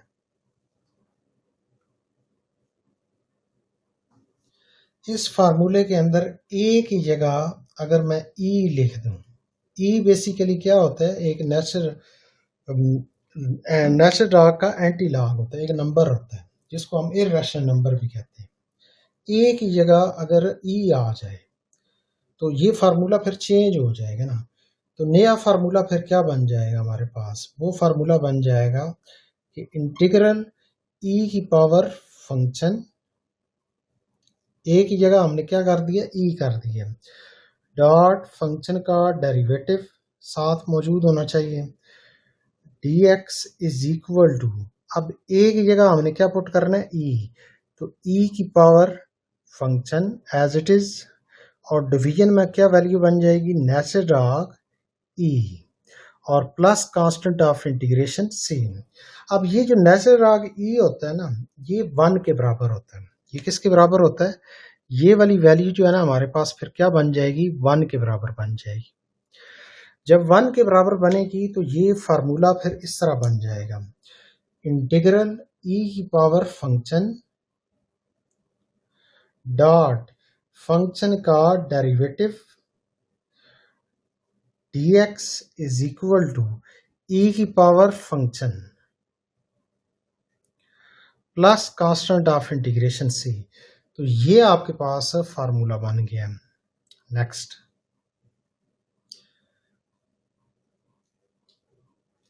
ए की जगह सिंपल हमने क्या काम किया है ई पुट कर दिया है, तो नया फार्मूला फिर क्या बन गया ई की पावर फंक्शन डॉट फंक्शन का derivative dx is equal to, यही आंसर आएगा E raised power function answer आ जाएगा और plus constant of integration C add कर देंगे। अब नेक्स्ट क्वेश्चन देखिए, क्वेश्चन नंबर 7 है, integral E raised power 4x minus E raised power minus 1 plus 1 into dx। अब आप यहाँ पे देखिए, सबसे पहले आप क्वेश्चन को लिखेंगे ई raised power 4x minus E raised power minus 1 plus 1 और लास्ट पे dx लिख लेंगे। अब ये जो इंटीग्रल है ये तीनों वैल्यूज के ऊपर अलग अलग ऑपरेट होगा। Integral E raised power 4x dx minus, अब यहाँ पे देखें e की पावर में क्या लिखा हुआ है माइनस 1 लिखा हुआ है। e की पावर में अगर x लिखा हो ना, तो इसका मतलब है कि यहाँ पे x मौजूद है, तो आप x के हिसाब से क्या कर रहे हैं इंटीग्रेट कर रहे हैं, तो ये फिर इंटीग्रल के अंदर इस तरह लिखा जाएगा। लेकिन अगर e की पावर में x की जगह माइनस 1 आ गया, यहाँ पे सपोज करें यहाँ पे मैं लिख देता हूँ, इधर e की पावर 2 लिख देता हूँ। अब x तो मौजूद नहीं है, e भी एक क्या है कांस्टेंट वैल्यू है, पावर भी एक क्या है कांस्टेंट नंबर है, कांस्टेंट वैल्यू है, तो ये पूरी कांस्टेंट वैल्यू बन गई है, तो ई स्क्वायर बाहर चला जाएगा, इंटीग्रल 1 dx रह जाएगा, ये इफेक्ट खत्म हो जाएगा, ई स्क्वायर और x फाइनल आंसर आ जाएगा। तो सेम काम यहाँ करेंगे, e की पावर माइनस 1 को पहले लिखेंगे, इंटीग्रल 1 dx लिख लेंगे, क्योंकि ये कांस्टेंट वैल्यू है इसको पहले लिखा है 1 dx लिख लेना, प्लस आगे क्या लिखा होगा 1, तो आप सिंपल यहाँ पे 1 लिख लेंगे और dx लिख लेंगे। अब आप यहाँ पे देखें, मैंने आपको एक बात समझाई थी, जो फार्मूला हमने डिस्कस किया थोड़ी देर पहले, वो फार्मूला सेकंड वाला जो फार्मूला था वो क्या था कि इंटीग्रल e की पावर में अगर फंक्शन मौजूद है तो इस फंक्शन का डेरिवेटिव साथ मल्टीप्लाई होना चाहिए, तो आंसर क्या आएगा e की पावर फंक्शन आंसर आ जाएगा। ये फार्मूला था आपके पास, और लास्ट पे c ऐड कर देते हैं, कांस्टेंट ऑफ इंटीग्रेशन c। तो अब आप यहाँ पे देखें, इंटीग्रल e की पावर में क्या लिखा हुआ है, 4x लिखा हुआ है। अब e की पावर में क्या वैल्यू लिखी हुई है, 4x लिखी हुई है वैल्यू। अब 4x का डेरिवेटिव, 4x का डेरिवेटिव हम अलग से फाइंड करते हैं। 4 कांस्टेंट वैल्यू है, ये पहले आ जाएगी, d बाई डी एक्स और x रह जाएगा। तो 4 इंटू 1, तो आंसर क्या बनेगा, 4। तो अब आप यहाँ पे देखिए 4 साथ मौजूद नहीं है यहाँ पे। जब कोई नंबर जो है, वेरिएबल नहीं, नंबर जब मौजूद ना हो साथ, तो आपने वो नंबर मल्टीप्लाई भी करना है और बाहर क्या कर देना है, डिवाइड भी कर लेना है। तो 4 को मैंने क्या किया है, मल्टीप्लाई भी किया है अंदर, और बाहर क्या कर दिया है, इंटीग्रल के बाहर क्या कर दिया है, डिवाइड भी कर दिया है। और dx लिख लेंगे, माइनस ई रेस्ट पावर -1, यहाँ पे ये इफेक्ट खत्म हो जाएगा, आंसर क्या आ जाएगा, x आ जाएगा। इसी तरह ये इफेक्ट खत्म हो जाएगा, आंसर क्या आ जाएगा, x आ जाएगा। और कांस्टेंट ऑफ इंटीग्रेशन c हम क्या कर लेंगे, ऐड कर लेंगे। अब आप यहाँ पे देखें 1/4 एज इट इज आ जाएगा। अब ये फार्मूला जो है ना आपका बन गया है। इस फार्मूले के मुताबिक जो है ना आंसर आपने लिखना है। e की पावर फंक्शन, e की पावर, अब फंक्शन की जगह क्या लिखा हुआ है, 4x लिखा हुआ। इसका डेरिवेटिव साथ होना चाहिए, तो डेरिवेटिव भी साथ बन गया है। तो आंसर क्या है, e रेज़्ड पावर फंक्शन। इसका मतलब है इसका आंसर जो है वो बनेगा e की पावर 4x, ये आंसर बन जाएगा। इस पूरे इंटीग्रल का आंसर जो है हमारे पास क्या बन गया है, e की पावर 4x बन गया। माइनस ई रेज़्ड पावर -1 को आप इस तरह लिख सकते हैं, 1 डिवाइडेड बाई ई लिख लें और इधर x साथ मल्टीप्लाई कर लें, प्लस x प्लस सी। तो ये आपके पास फाइनल आंसर आ गया। अब नेक्स्ट क्वेश्चन नंबर 8 है। सबसे पहले आप क्वेश्चन को लिखेंगे, integral E raised power 9/2 x plus 1/x dx आ जाएगा। इंटीग्रल जो है दोनों वैल्यूज के ऊपर अलग अलग ऑपरेट हो जाएगा। ई रेज़्ड पावर 9/2x प्लस, यहाँ पे सॉरी dx भी लिखेंगे साथ, plus integral 1 divided by x dx आ जाएगा। अब आप यहाँ पे देखें, ई रेज़्ड पावर जो वेरिएबल आ रहा है ना, मतलब ई रेज़्ड पावर फंक्शन, तो हमने ये वाला फार्मूला पढ़ा हुआ है कि E raised power function dot function का डेरिवेटिव लाजमी होना चाहिए dx। तो आंसर क्या बनेगा, ई रेज़्ड पावर फंक्शन बन जाएगा, plus constant of integration c add. तो अब आप यहाँ पे देखें, e की पावर में क्या लिखी हुई है, e की पावर में वैल्यू जो लिखी हुई है उसका डेरिवेटिव अलग से फाइंड कर लेते हैं। ये रफ वर्क पे आपने बेशक कर लेना है, अगर डायरेक्ट आपको आ जाता है फिर ठीक है, अगर नहीं समझ आ रही तो रफ वर्क पे अलग से कर लेना। तो 9/2 तो कांस्टेंट वैल्यू है, x का x के हिसाब से डेरिवेटिव क्या बनेगा, 1। तो 1 इस टर्म के साथ मल्टीप्लाई होगा, मतलब 9/2 के साथ मल्टीप्लाई होगा, तो आंसर 9/2 आ जाएगा। तो इसका मतलब है इसका डेरिवेटिव क्या बनता है, 9/2।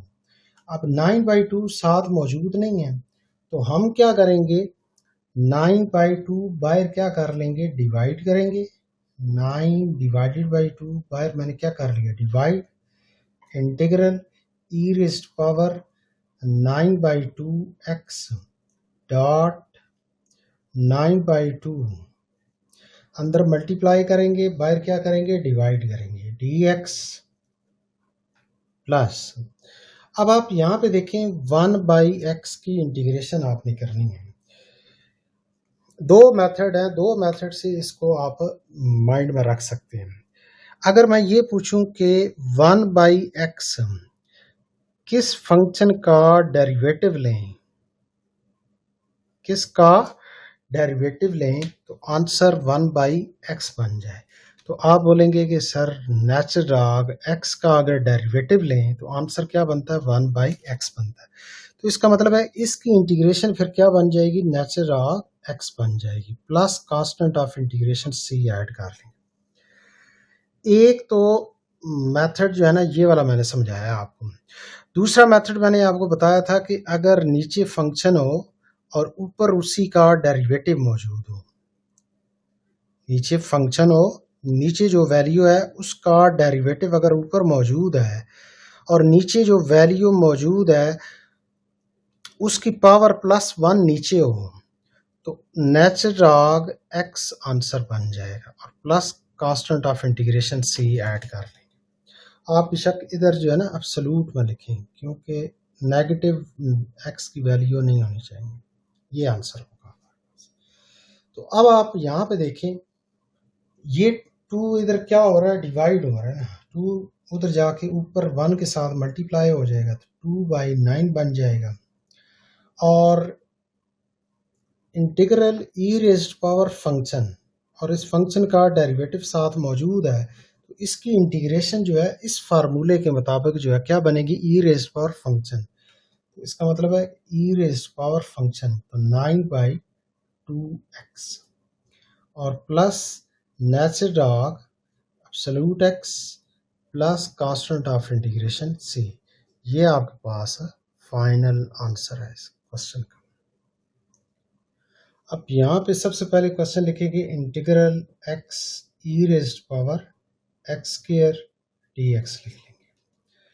अब आप यहाँ पे देखें फार्मूला जो है e रेज्ड पावर फंक्शन और साथ फंक्शन का डेरिवेटिव मौजूद होना चाहिए। मैं यहाँ पे दोबारा फार्मूला बता देता हूँ क्वेश्चन में कि e रेज्ड पावर फंक्शन और फंक्शन का डेरिवेटिव साथ मल्टीप्लाई होना चाहिए dx। तो आंसर क्या बनेगा, e रेज्ड पावर फंक्शन बन जाएगा, ये आंसर बन जाएगा।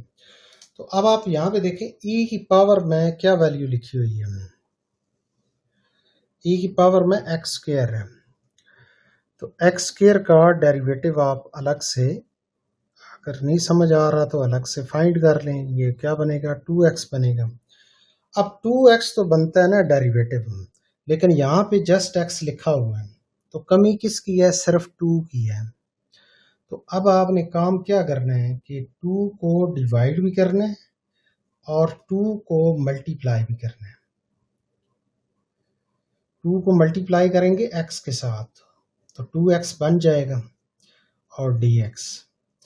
तो अब आप यहाँ पे देखें 1/2 तो एज इट इज आ जाएगा ना, तो इसका आंसर क्या बन जाएगा, e raised power x square plus constant of integration c। ये आपके पास फाइनल आंसर बन जाएगा। e की पावर में क्या लिखा हुआ है, x स्क्वायर, वो है आपके पास फंक्शन, तो इसी फंक्शन का डेरिवेटिव 2x बना लिया आपने, तो आंसर फिर क्या लिखा जाता है, e रेज्ड पावर फंक्शन। तो e रेज्ड पावर फंक्शन हमने आंसर लिख दिया और ये कांस्टेंट जो आपने जो 1/2 बने ना, ये साथ मल्टीप्लाई होगा, तो ये आपके पास फाइनल आंसर है इसका। अब आप यहाँ पे देखें, सबसे पहले हम क्वेश्चन को लिखेंगे integral 5 raised power x dx।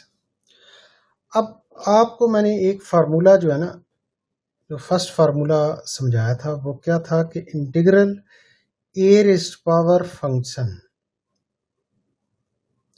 Dot function का डेरिवेटिव होना चाहिए और dx।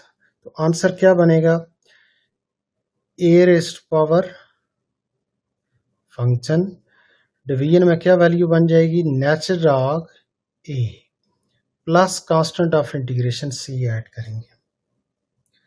अब अगर आप सोचें कि इस फंक्शन की जगह क्या पुट कर दें, x पुट कर दें, कि इस फंक्शन की जगह अगर हम x ले लें, यहाँ पे जो है ये फंक्शन का डेरिवेटिव है, ये बाज़ार में रखें।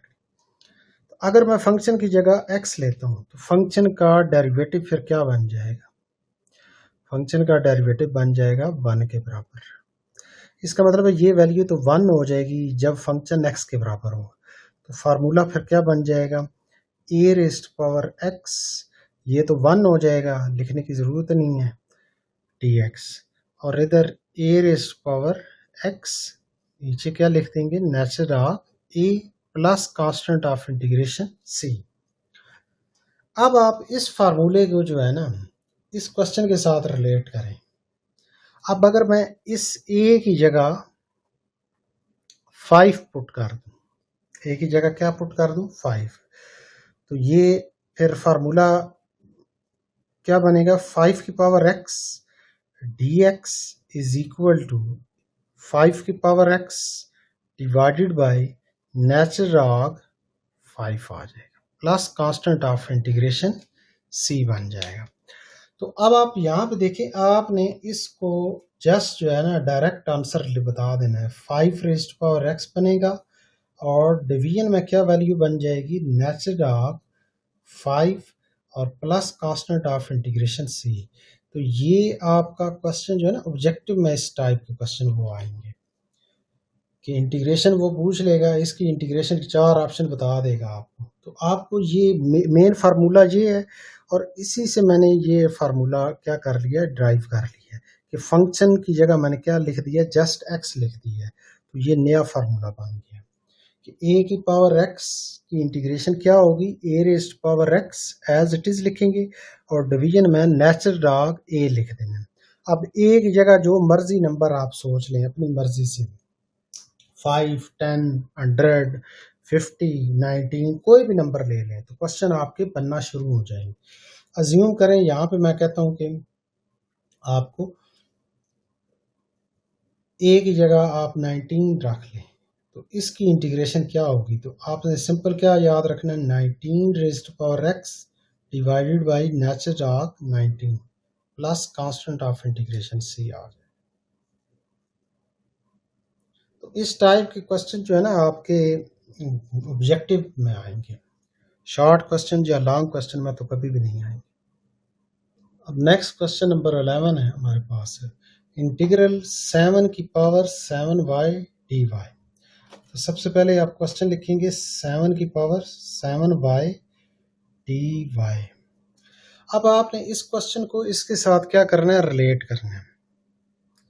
अब a की जगह क्या लिखा हुआ है, 7 लिखा हुआ है और a की पावर फंक्शन होता है, तो इसका मतलब 7 की पावर 7y है। तो इसका मतलब a जो है हमारे पास क्या बन गया, 7 बन गया और फंक्शन क्या बन गया हमारे पास, 7y है। अब फंक्शन यहाँ पे एफ ऑफ वाई आपका एक्चुअल में यूज होगा ना, यहाँ पे तो मैंने एक्स के हिसाब से फार्मूला लिखा लेकिन क्वेश्चन आपका वाई के हिसाब से है, तो एफ ऑफ वाई जो है वो आपके पास क्या बन जाएगा, 7y बन जाएगा। तो इसका डेरिवेटिव आप देखें क्या बनेगा, y के हिसाब से, y का y के हिसाब से डेरिवेटिव क्या होगा, 1 हो जाएगा ना। तो ये आंसर क्या आ जाएगा, 7 आंसर आ जाएगा हमारे पास।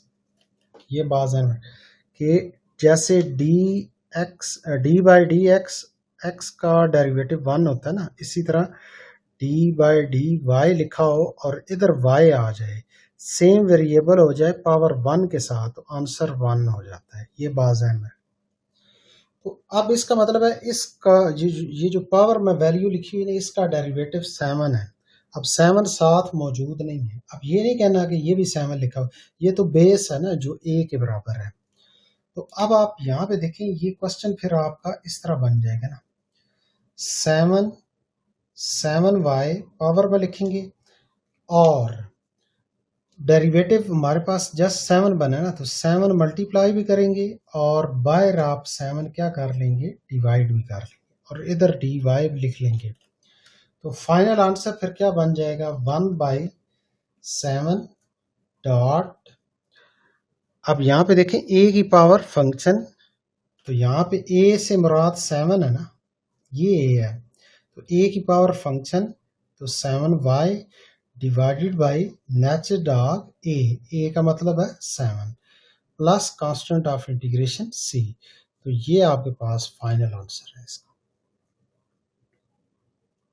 अब नेक्स्ट क्वेश्चन नंबर 12 देखें आप, integral X cube plus 1 divided by 2x minus 1 divided by x cube two dx। तो सबसे पहले आप क्वेश्चन को लिखेंगे x cube plus 1 divided by 2x minus 1 divided by x cube dx last पे लिख देंगे। अब आप यहाँ पे देखें इंटीग्रल हर टर्म पे अलग अलग ऑपरेट हो जाएगा। x की पावर 3 dx प्लस अब 1/2 तो कांस्टेंट वैल्यू ना, उसको सेपरेट करेंगे। इंटीग्रल 1/x के ऊपर ऑपरेट हो जाएगा dx minus integral 1 divided by x की पावर 3 dx। अब आप यहाँ पे देखें x की पावर क्या है 3 है, तो पावर लॉ अप्लाई करेंगे आप। x की power 3 plus 1 divided by 3 plus 1 plus 1/2 natural log. अब 1/x की इंटीग्रेशन आपने याद रखनी है, नेचुरल लॉग x के बराबर होती है। किसके बराबर होती है? नेचुरल लॉग x के बराबर माइनस इंटीग्रल। अब यहाँ पे x क्यूब जो है ना डिवीजन में लिखा हुआ है ना, इसको आप शिफ्ट करेंगे न्यूमिनेटर में, तो x की पावर -3 हो जाएगी, dx हो जाएगा। तो नेक्स्ट स्टेप में आप क्या लिखेंगे? x की power 4 divided by 4 plus 1/2 natural log absolute x minus, अब यहाँ पे पावर लॉ अप्लाई करेंगे, -3 plus 1 divided by -3 plus 1 bracket का इस्तेमाल कर लेंगे और plus constant of integration c। अब आप यहाँ पे देखिए x की पावर 4 डिवाइडेड बाई 4 प्लस यहाँ पे लॉग की प्रॉपर्टी भी लगा सकते हैं। लॉग से पहले कोई नंबर अगर पढ़ा हो तो लॉग की प्रॉपर्टी कहती है कि ये पावर में x की पावर बन जाएगा। तो नेचुरल लॉग x की पावर 1/2 माइनस x की power -2 divided by -2 plus constant of integration c is equal to x की पावर 4 एज इट इज लिखेंगे divided by 4 plus natural log, अब x की पावर 1/2 है तो आप अंडर रूट x लिख लें। अब माइनस माइनस क्या हो जाएगा? प्लस हो जाएगा। और x की पावर जो है वो है -2, तो पॉजिटिव बनाने के लिए हम इसको उठा के डिवीजन में ले जाएंगे, तो x की पावर +2 हो जाएगी और ये वाला 2 तो अपनी जगह पे मौजूद है ना, माइनस माइनस क्या हो गया? प्लस हो गया। और लास्ट पे हम क्या ऐड कर देंगे? c लिख लेंगे, कांस्टेंट ऑफ इंटीग्रेशन c। तो ये आपके पास फाइनल आंसर।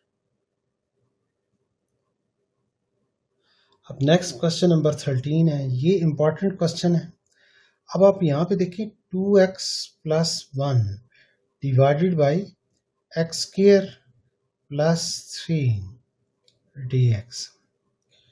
अब अगर आप गौर से देखें ना, डिनोमिनेटर में जो वैल्यू है उसका डेरिवेटिव फाइंड कर लें। एक्स स्क्वायर का डेरिवेटिव बनेगा 2x और 3 का हो जाएगा 0। इसका मतलब है सिर्फ 2x ऊपर अगर मौजूद होता तो हम लॉग डिनोमिनेटर वाली वैल्यू आंसर लिख देते, लेकिन यहाँ पे ऊपर 1 एक एक्स्ट्रा टर्म लिखी हुई है। तो अब हम क्या करेंगे? Integral 2x divided by x square, ये जो टर्म डिवाइड हो रही है ना, ये 2x के साथ अलग से डिवाइड करेंगे, 1 के साथ अलग से डिवाइड कर लेंगे। इस तरह आप लिख लेंगे।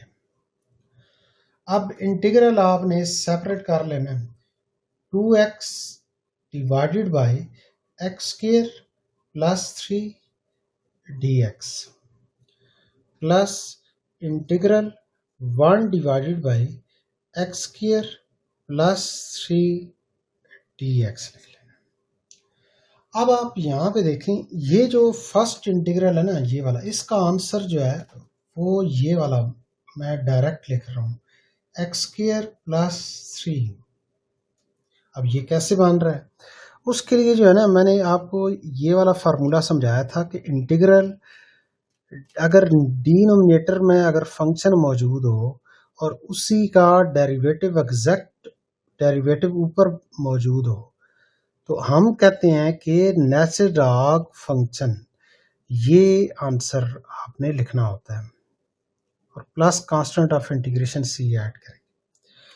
तो अब आप यहाँ पे देखें, नीचे फंक्शन हो, ऊपर उसका डेरिवेटिव मौजूद हो। अब नीचे वैल्यू क्या है, x square plus 3। X square का डेरिवेटिव बनता है 2x, वो ऊपर मौजूद है। 3 का तो 0 है, वो लिखने की जरूरत ही नहीं है। इसका मतलब इस सारे का डेरिवेटिव बनेगा 2x, वो ऊपर मौजूद है। तो हम क्या लिखेंगे, लॉग ये सारी वैल्यू लिख लेंगे, मतलब natural log x square plus 3 लिख लेंगे प्लस। अब प्रॉब्लम यहाँ पे आएगी आपको, डिनोमिनेटर इधर भी वैल्यू जो थी वही वैल्यू यहाँ पे है। अगर आप यही फार्मूला यहाँ पे अप्लाई करेंगे तो आपका क्वेश्चन क्या हो जाएगा, रॉन्ग हो जाएगा। वो कैसे, यहाँ पे देखें डिनोमिनेटर में जो वैल्यू है ना उसका डेरिवेटिव ऊपर होना चाहिए। ऊपर तो सिर्फ 1 लिखा हुआ है, अब इसका डेरिवेटिव बनता है 2x, लेकिन ऊपर तो जस्ट 1 है। तो अब स्टूडेंट के माइंड में आएगा कि हम क्या करेंगे, 2x से मल्टीप्लाई भी करेंगे और डिवाइड भी करेंगे। ये काम नहीं करना आपने, क्योंकि वेरिएबल, क्योंकि x आ रहा है ना, 2x आप अगर मल्टीप्लाई और डिवाइड करेंगे ना तो x मौजूद है, तो वेरिएबल मौजूद है, तो वेरिएबल मल्टीप्लाई और डिवाइड अपनी मर्जी से आप नहीं कर सकते। ये बात ध्यान में रखनी है। तो हम अब यहाँ पे कौन सा मेथड फिर अप्लाई करेंगे, तो उसके लिए फिर हम क्या करेंगे कि ये जो पहली टर्म है ना, ये है एक्स स्क्वायर। अगर मैं 3 को भी स्क्वायर की शक्ल में लिख लूं, यानी खुद से क्या ले लूं, स्क्वायर ले लूं, तो मुझे अंदर फिर क्या लेना पड़ेगा, 3 का स्क्वायर रूट लेना पड़ेगा। अगर मैं स्क्वायर बनाना चाहूँ इसका, तो मुझे 3 का पहले क्या लेना पड़ेगा, स्क्वायर रूट लेना पड़ेगा, फिर क्या लिखना पड़ेगा, स्क्वायर लिखना पड़ेगा। स्क्वायर स्क्वायर रूट आपस में कैंसिल होके वापस 3 ही बन जाएगा। ये बात ध्यान में रखनी है। तो हमारे पास जो है ना एक फार्मूला जो है ना आपने माइंड में रखना है, एक ये वाला फार्मूला जो है ना आप माइंड में रख लें कि एक्स स्क्वायर प्लस 1 dx। अब अगर मैं आपसे ये पूछूं कि ये जो अंदर वैल्यू लिखी हुई है, किस फंक्शन का डेरिवेटिव लेने से आंसर ये वैल्यू बनती थी, यानी मैं आपसे ये पूछ रहा हूं कि किस फंक्शन का डेरिवेटिव लेने से आंसर आपके पास एक्स स्क्वायर प्लस 1 या 1 प्लस एक्स स्क्वायर बन रहा हो, ये बन रहा हो, या 1 डिवाइडेड बाई 1 प्लस एक्स, के दोनों का मतलब एक ही है। तो अब सेकंड चैप्टर के अंदर आपने काम ये किया हुआ है ना कि किस फंक्शन का डेरिवेटिव लेने से ये चीज बननी चाहिए। तो सेकंड चैप्टर के अंदर आपने ये सीखा हुआ है, tan इनवर्स x का डेरिवेटिव लें तो आंसर ये बन जाता है। तो इसका मतलब है इसकी इंटीग्रेशन फिर क्या बनेगी, tan इनवर्स x बनेगी। तो आपको जितने सेकंड चैप्टर के फार्मूले आते होंगे ना, उतनी इंटीग्रेशन आपको आसान लगेगी। अदरवाइज आपको ये चैप्टर जो है ना मुश्किल लगेगा। अभी तो ये चैप्टर स्टार्ट हुआ है ना। ये बात क्लियर हो गई है कि integral 1 divided by x square plus 1, तो इसकी इंटीग्रेशन क्या बनेगी, tan इनवर्स x बनेगी। कि आपने सोच लेना है कि ये किसका डेरिवेटिव बन रहा है। tan इनवर्स x का डेरिवेटिव लिखा हुआ है, तो आप tan इनवर्स x लिख लेंगे। अब अगर थोड़ा सा क्वेश्चन जो है ना मैं चेंज कर देता हूँ, मैं कहता हूँ कि 1 डिवाइडेड बाई एक्स स्क्वायर। अब टेक्निकली 1 जो है ना वो 1 स्क्वायर है, तो 1 की जगह मैं लिख देता हूँ a स्क्वायर लिख देता हूँ। अब क्वेश्चन थोड़ा चेंज हो गया। अब इसका फार्मूला बताएं, बनेगा tan इनवर्स ही बनेगा, लेकिन याद ये रखना है कि a स्क्वायर है, तो आपने फार्मूले में याद रखना है 1 divided by a tan inverse, इधर x बना है ना, तो इधर बनेगा x डिवाइडेड बाई a बन जाएगा। अगर a की जगह मैं 1 कर दूं तो ये बन जाएगा, इधर 1 डिवाइडेड बाई 1 क्या हो जाएगा, 1 हो जाएगा। इधर 1 करूंगा तो जस्ट x रह जाएगा, tan इनवर्स x, यही फार्मूला बन जाएगा। तो आपने ये फार्मूला माइंड में रखना है, 1 divided by x square plus a square की इंटीग्रेशन क्या बनेगी, 1 divided by a tan inverse x divided by a। अब a की जगह कोई भी वैल्यू हो सकती है। अब आप सोचें इस फार्मूले को इसके साथ रिलेट करें, वन मौजूद है, डिवीजन एज इट इज़ आ रही है, एक्स स्क्र भी है, इधर भी एक्स स्क्र है, इधर ए स्क्र है, इधर क्या है √3 होल स्क्र है। तो इसका मतलब है कि ए की जगह यहाँ पे क्या मौजूद है √3 है, ए की जगह क्या मौजूद है यहाँ पे √3 है। अगर ए की जगह आप √3 पुट कर दें तो आपके पास फिर आंसर क्या बन जाएगा, ये फर्स्ट वाला तो एज इट इज आप लिखेंगे, यहाँ पे क्या लिखेंगे, अब √3 है ना, ए की जगह आपने क्या पुट करना है √3, तो फॉर आंसर क्या है 1 डिवाइडेड बाई ए, तो आप लिखेंगे 1 डिवाइडेड बाई ए की जगह √3, फिर उसके बाद tan इनवर्स, फिर लिखेंगे वेरिएबल x है तो x लिखेंगे, डिवीजन में a है तो a की जगह √3 लिख लेंगे, और constant of integration c last पे ऐड कर लेंगे, तो ये आपके पास फाइनल आंसर आ जाएगा। ये क्वेश्चन जो है ना इस एक्सरसाइज का सबसे मुश्किल तरीन क्वेश्चन है, क्योंकि मेरे ख्याल में ये क्वेश्चन यहाँ इस एक्सरसाइज में ऐड नहीं करना चाहिए, ये नेक्स्ट सेकंड या थर्ड में ऐड करना चाहिए, तब तक ये आप फार्मूला सीख चुके होते हैं। लेकिन फर्स्ट एक्सरसाइज में उसने ऐड कर लिया है, तो आपने ये फार्मूला जो है ना आपने तैयार कर लेना है। तो ये फार्मूला जो है ना हम नेक्स्ट सेकंड या थर्ड या फोर्थ एक्सरसाइज में ये फार्मूला हम डिस्कस भी करेंगे, प्रूफ कैसे होता है इसका वो भी डिस्कस करेंगे। नेक्स्ट क्वेश्चन है question number 14, integral e raised power tan inverse z divided by 1 plus z square dz। अब यहाँ पे क्योंकि वेरिएबल z इस्तेमाल हो रहा है तो z के हिसाब से हम क्या कर रहे हैं इंटीग्रेट कर रहे हैं। सबसे पहले हम इस क्वेश्चन को लिख लेंगे integral e raised power tan inverse z divided by 1 plus z square dz। अब अगर आप गौर से देखें ना तो इसको आप कैसे लिखेंगे, integral e raised power tan inverse z को सेपरेट कर लें, डॉट ये जो डिवीजन में वैल्यू है इसको सेपरेट लिख लें, 1 प्लस z स्क्वायर dz आ जाएगा। तो अब आप यहाँ पे देखें, आपने जो मेन फार्मूला पढ़ा हुआ है integral e raised power function और साथ फंक्शन का डेरिवेटिव मौजूद होना चाहिए dz। अब यहाँ पे z इस्तेमाल हुआ है तो मैं z ही इस्तेमाल करूँगा, आप इधर z ही लिख लें, और इधर आंसर फिर क्या आ जाएगा e raised power f of z आ जाएगा plus constant of integration c आ जाएगा। अब अगर इसको कंपेयर करें ना आप, e रेज़्ड पावर यहाँ पे क्या है f ऑफ z है, इधर क्या है tan इनवर्स, इसका मतलब f ऑफ z की वैल्यू टेक्निकली क्या बन रही है tan इनवर्स z के बराबर बन रही है। अब इसका डेरिवेटिव जब आप लेंगे z के मुताबिक तो tan इनवर्स z का डेरिवेटिव क्या बनेगा, tan इनवर्स का डेरिवेटिव बनता है 1 divided by 1 plus z square, और z का z के हिसाब से डेरिवेटिव 1 हो जाएगा, वो लिखने की ज़रूरत नहीं। तो अब आप यहाँ पे देखें ये आपके पास जो है डेरिवेटिव मौजूद है, यहाँ पे ये आपके पास क्या है f ऑफ z का डेरिवेटिव है, और ये आपके पास जो है ओरिजिनल फंक्शन है जो पावर में लिखा हुआ है f ऑफ z। तो आंसर फिर इसका मतलब है क्या बनेगा e raised power tan inverse z plus constant of integration c, ये आपके पास फाइनल आंसर आ जाएगा। आपने जस्ट जो है ये लिखने के बाद जो है ना सामने ये फार्मूला जो है ना हिंट के तौर पर लिखना है और इसका आंसर बता देना।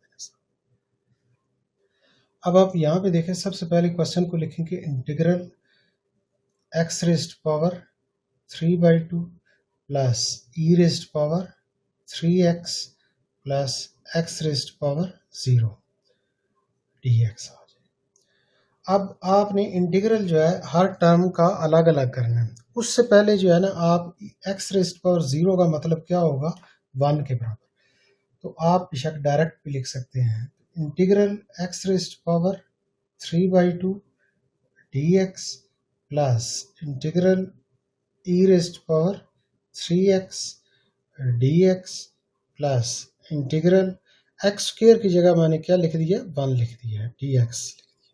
यहाँ पे सामने बता दें रीज़न, सॉरी एक्स स्क्वेयर नहीं, एक्स रेज़ पावर 0 का मतलब क्या होगा, 1 के बराबर। अब आप यहाँ पे देखें, यहाँ पे तो x की पावर क्या आ रही है, 3/2, तो पावर लॉ अप्लाई कर सकते हैं, x की power 3/2 plus 1 divided by 3/2 plus 1 plus यहाँ पे है e रेज़्ड पावर 3x।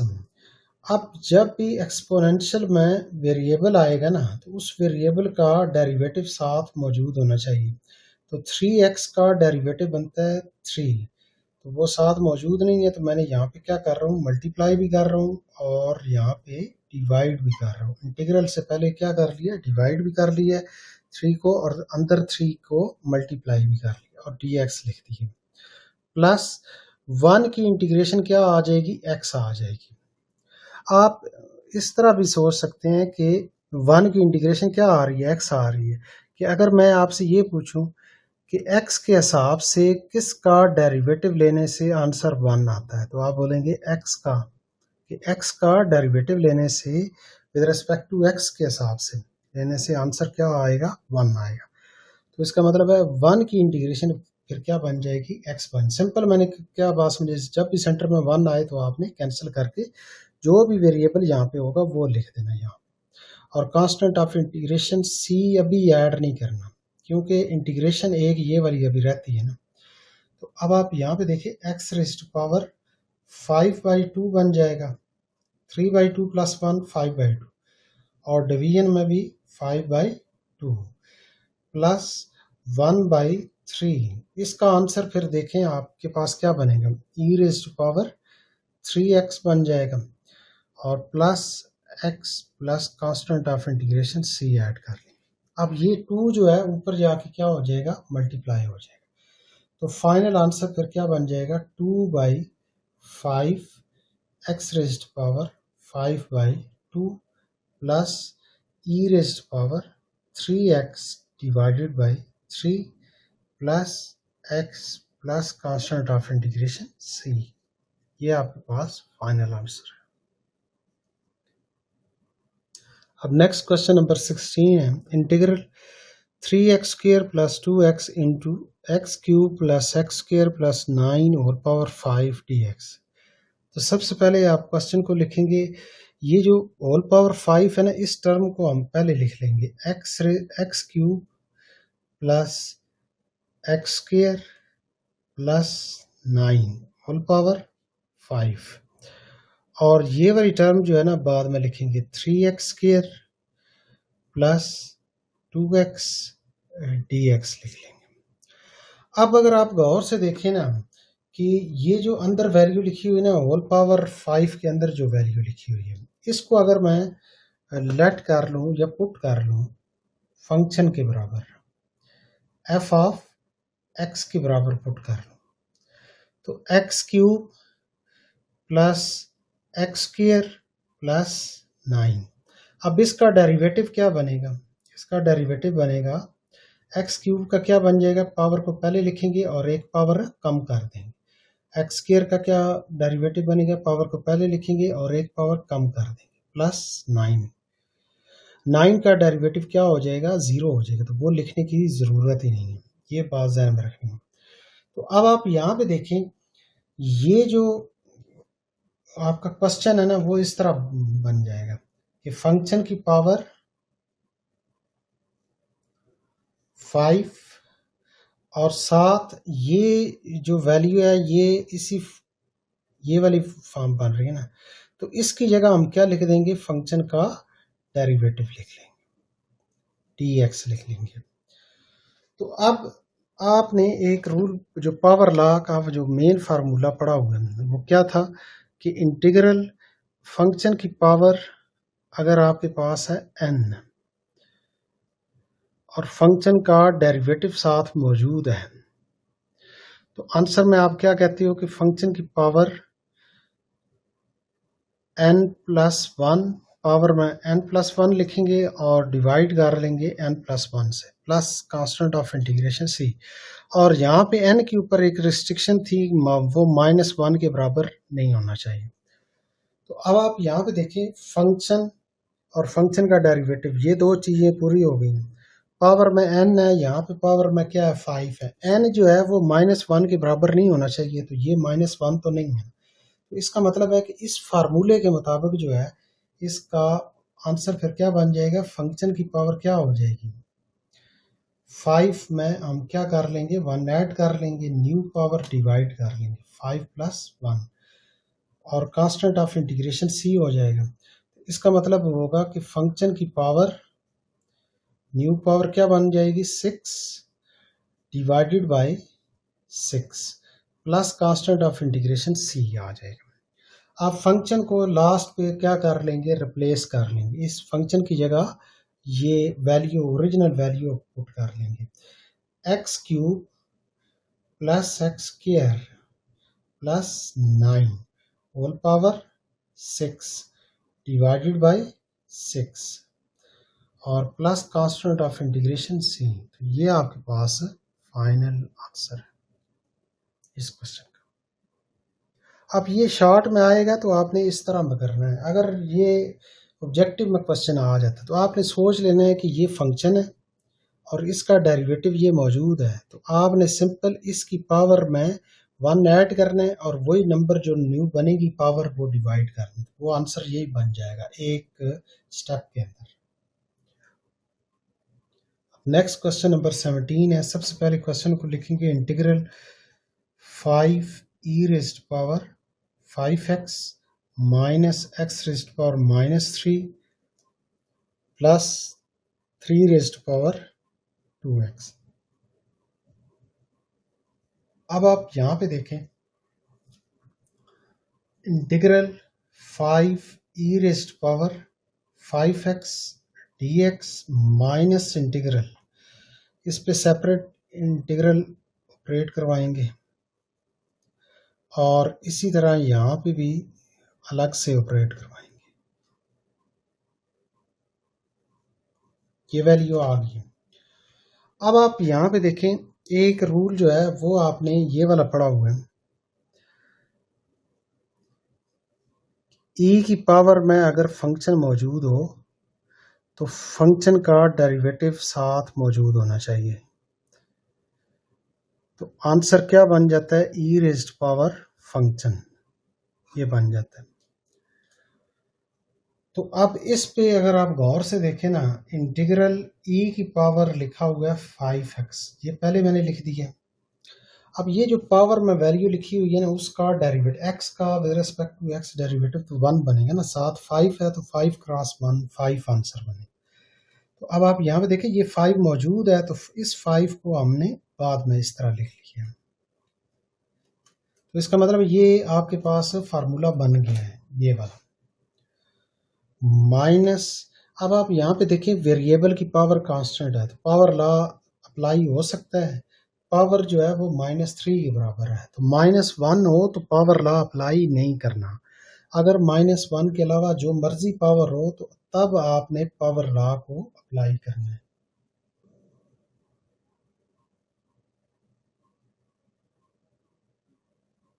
तो अब आप यहाँ पे देखें, ये वैल्यू फिर क्या बन जाएगी, -3 + 1 आपने पावर लॉ अप्लाई कर दिया। और इसी तरह यहाँ पे एक और आपने ये वाला फार्मूला पढ़ा हुआ है कि इंटीग्रल a की पावर फंक्शन हो, e की जगह a लिखा हुआ था फार्मूले के अंदर, और फंक्शन का डेरिवेटिव साथ मौजूद हो, तो हम कहते हैं कि a की पावर फंक्शन और डिवीजन में नेचुरल लॉग a लिख देते हैं। ये फार्मूला है आपके पास। तो अब आप यहाँ पे देखें, इस फार्मूले के मुताबिक जो है ना, a का मतलब है 3 और फंक्शन का मतलब है 2x, तो 2x का डेरिवेटिव बनेगा 2 बन जाएगा।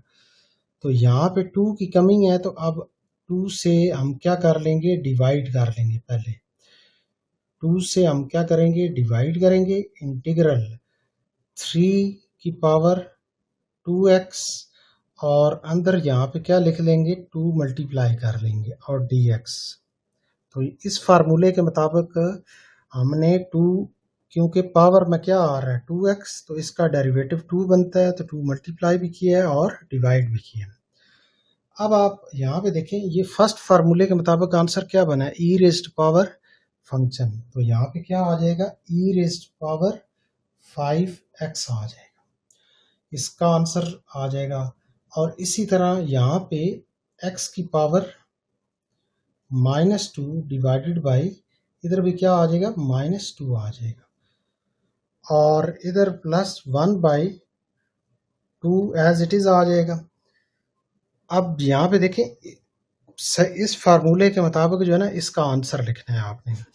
अब ए की जगह लिखा हुआ है 3, तो इसका मतलब, और फंक्शन की जगह क्या लिखा हुआ है 2x, तो आंसर क्या है, ए रेज्ड पावर फंक्शन। तो इसका मतलब है इसका आंसर बन रहा है 3 raised power function mean 2x, और डिवाइडेड बाई नेचुरल लॉग ए, तो ए का मतलब है 3, तो नेचुरल लॉग 3 लिख लेंगे, और plus constant of integration c add कर लेंगे।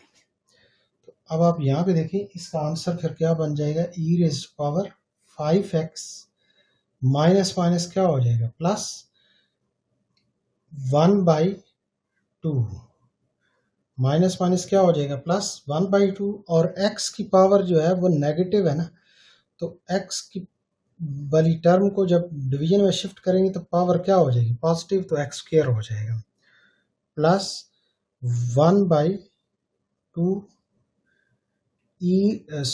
3 raise to power 2x divided by natural log 3 plus constant of integration c add कर लेंगे, तो ये आपके पास फाइनल आंसर आ जाएगा।